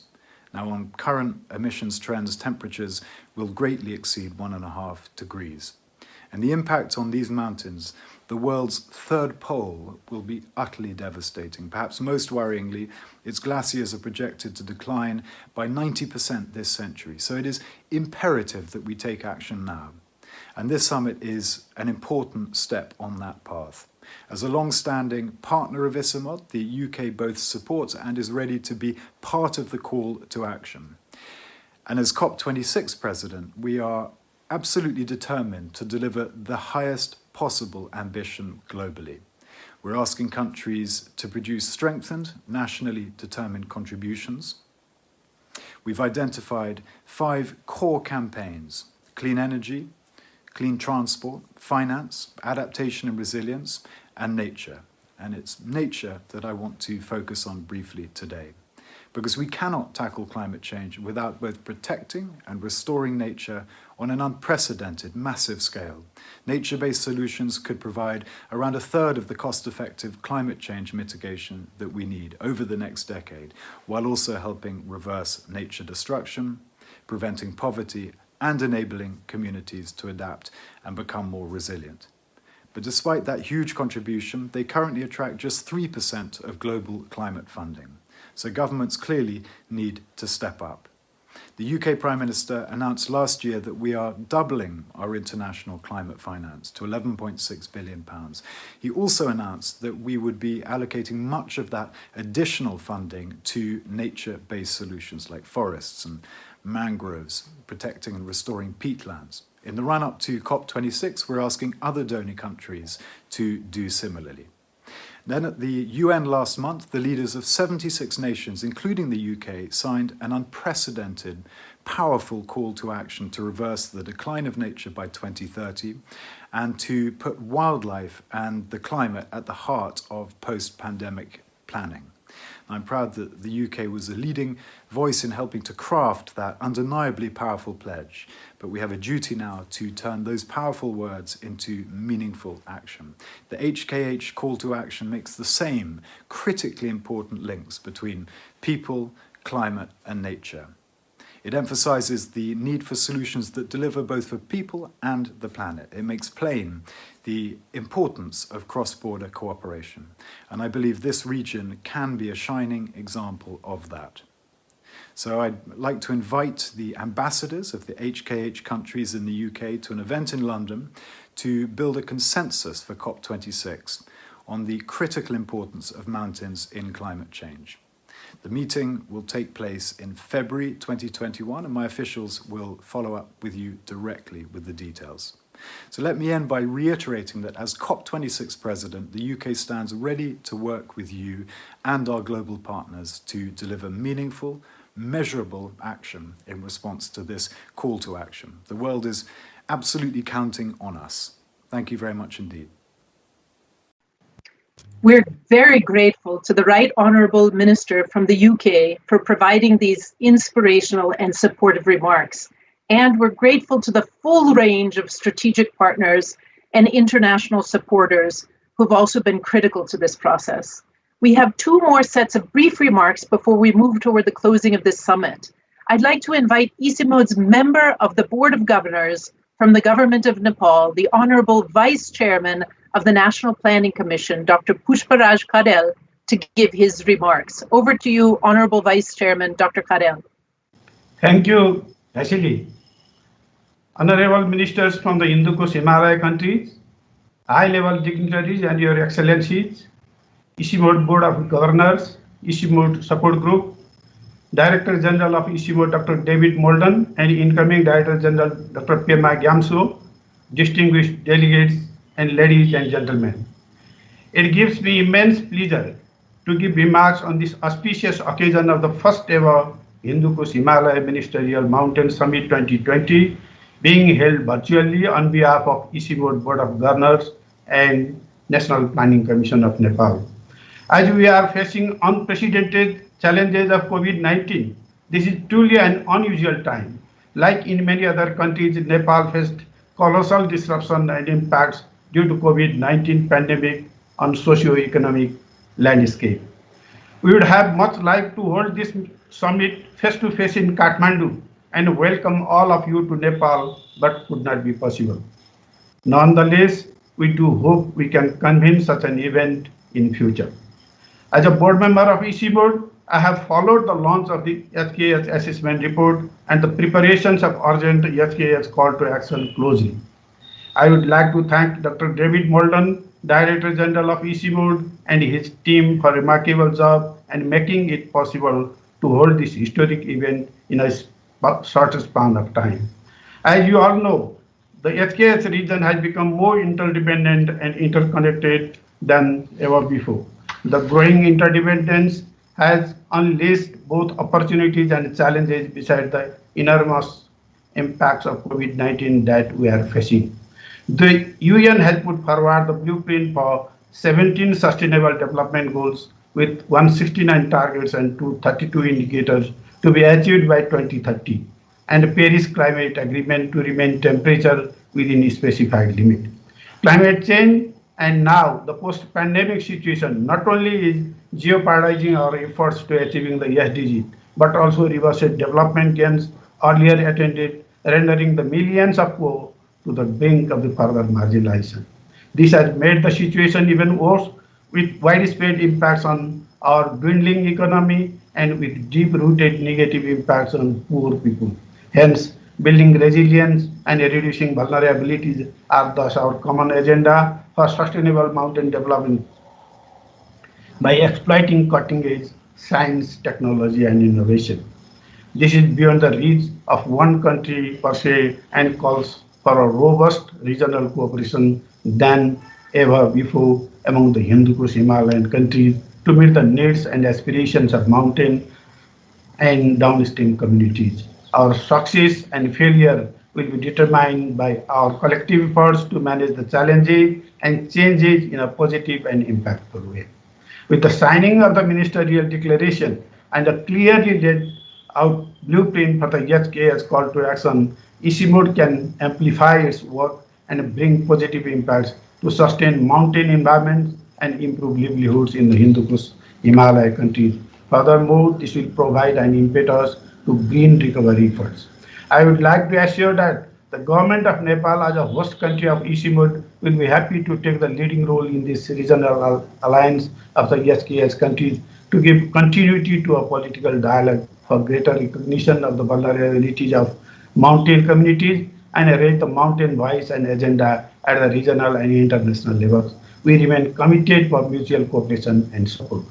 It has been a pleasure to be part of this forum among the honorable ministers, prominent personalities, and dignitaries and once again like to thank ICIMOD for convening this first ever the HKH Ministerial Mountain Summit. Lastly, on behalf of ICIMOD Board of Governors, the support group, and the entire ICIMOD family, we express our solidarity and a commitment to work collectively in meeting the aspirations of the ministerial declaration and towards a more prosperous HKH region. At this juncture, I would also like to warmly welcome incoming Director General Dr. Pema Gyamso to ICIMOD and Nepal, and wishing him all the success for his tenure and lead ICIMOD to newer heights. Thank you. Thank you all. Thank you, Honorable Vice Chairman Dr. Karel. As has been mentioned in this summit, we're wishing farewell to our outgoing Director General, Dr. David Molden, and we'd also like to welcome our new Director General, Dr. Pema Gyamso, to begin his tenure today at this summit. I'd like to invite you to give your remarks here. Dr. Gyamso. Thank you very much, Dr. Laurie Vasily. Your Excellencies, Honorable Ministers, Honorable Members of the Board of Governors of ICIMOD, distinguished members of ICIMOD Support Group, Dr. David Molden, Director General of ICIMOD and convener of this Ministerial Summit, my dear colleagues at ICIMOD. The voice of the Hindu Kush Himalaya has just become louder. It is indeed a great honor for me to give the closing remarks at this landmark event, the Hindu Kush Himalayan Ministerial Mountain Summit. I couldn't have asked for a better platform to begin my tenure and step into the large shoes of Dr. David Molden as the new Director General of ICIMOD. This historic event gives me further strength and confidence to take forward the unique mission of ICIMOD as the first Director General from the region. At the onset, let me congratulate our 8 regional member countries for taking this very bold step in coming together to demonstrate their political will and commitment to the protection of the Hindu Kush Himalayan mountains and for securing the livelihoods of millions of people dependent on them. The declaration signed by the Honorable Ministers from our 8 member countries today heralds a new beginning for this region and augurs well for the future of our mountains and mountain people. I am deeply inspired and motivated by the statements of our honorable ministers and their pledges of renewed political commitment to support ICIMOD. At the same time, I have become even more conscious of the magnitude of the responsibilities that I am about to shoulder in taking forward the process. Excellencies, ladies and gentlemen, a meeting at this high level is long overdue. All of us know that the Hindu Kush Himalayan region is experiencing monumental changes due to climate change, natural disasters, globalization, urbanization, and many other drivers as documented in the HKH Assessment report. For instance, as highlighted by Dr. Eklavya Sharma in his presentation and echoed in the statements of our honorable ministers, the impact of global warming is much more rapid and pronounced than in other areas. Our snow cover is retreating, our glaciers are melting, our glacial lakes are bursting, our rainfall patterns are erratic, our rivers are changing courses, our streams are drying, our biodiversity is disappearing, and our environment is degrading. Our people are experiencing multiple disasters and hardships. Their livelihoods and ways of life are being threatened, and new unexpected challenges like the COVID-19 pandemic are emerging. As Dr. Molden already mentioned, these are the facts that we all acknowledge, just as we acknowledge that the challenges are common and the challenges don't recognize national boundaries. These challenges, therefore, require regional and international cooperation to address them, as already mentioned by many of our honorable ministers.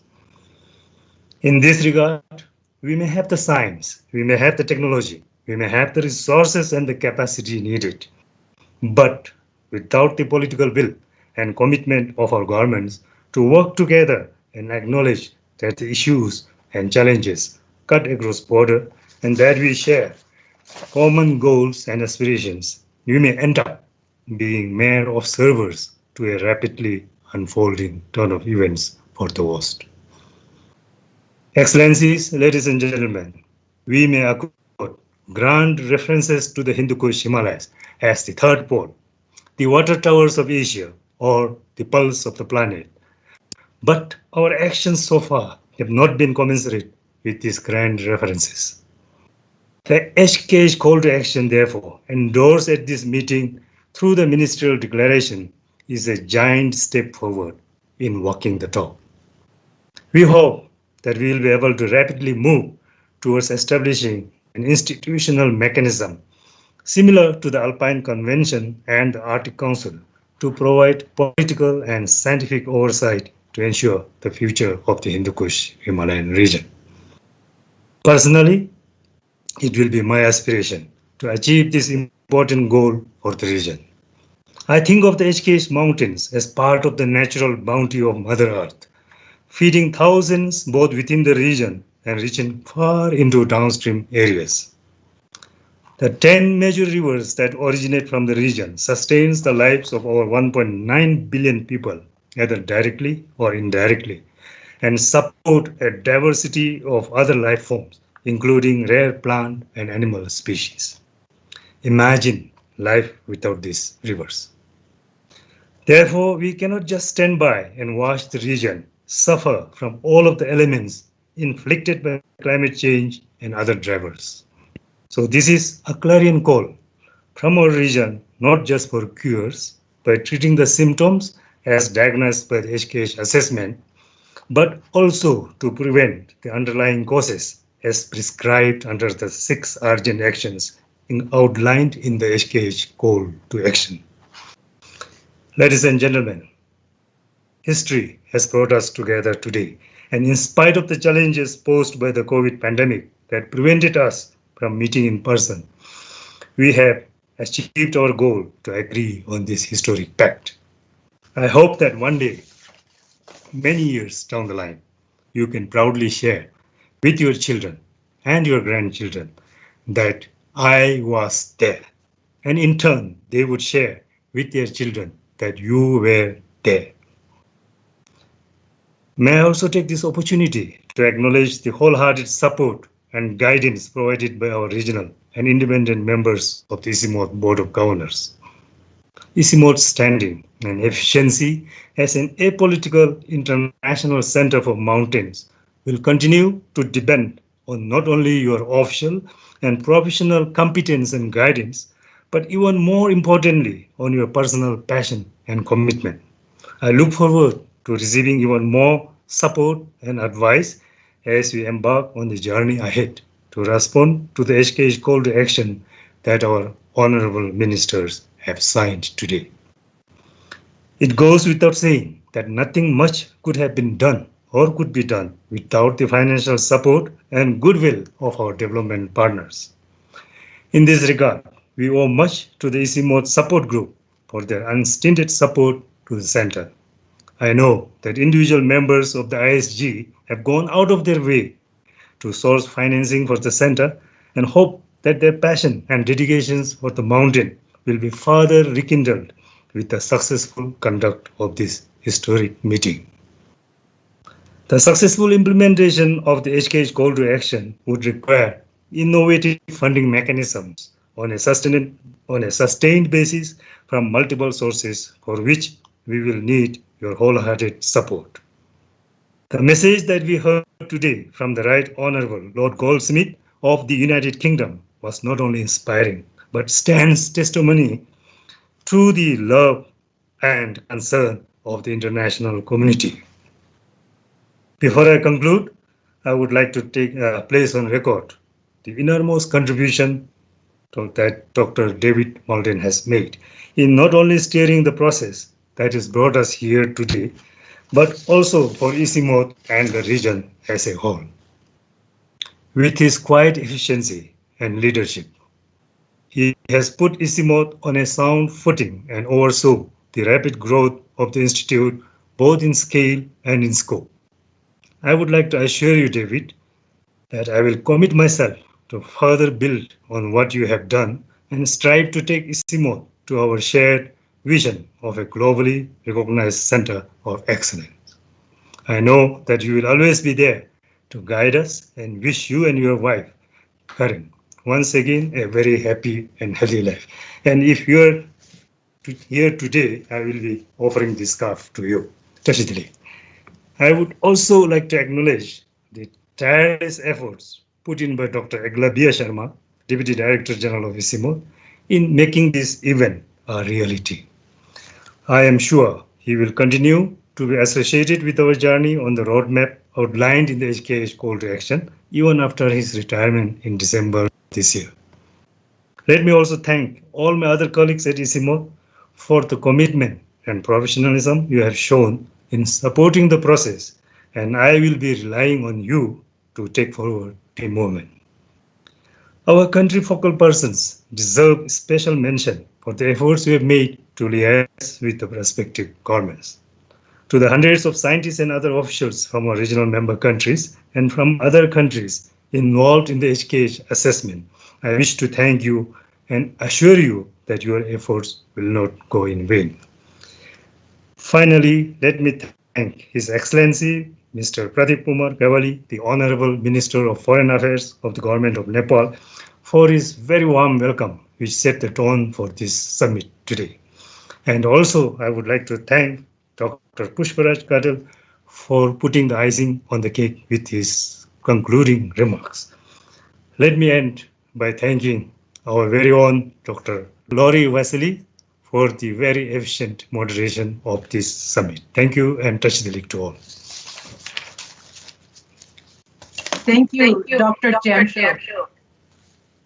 We're happy that you'll be helping us to carry forward all of the important work of this summit's declaration, the HKH call to action, and all of the associated work so fundamentally important to help build a more prosperous HKH region for all. If I could request our speakers in today's summit to turn on your videos for a group photo. So all of our 9 speakers, the Honorable Ministers, the Honorable Vice Director of the Chinese Academy of Sciences, the Honorable Vice Chairman of the National Planning Commission in Nepal, as well as the outgoing ICIMOD Director General, Dr. David Molden, and incoming ICIMOD Director General, Dr. Pema Jamshed. If you could kindly turn on your videos for a moment so that we could take a group photo of this event. Do we have all of our ministers here with us for the photo Udayan? Laurie, I think we still have 1 or 2 more to come.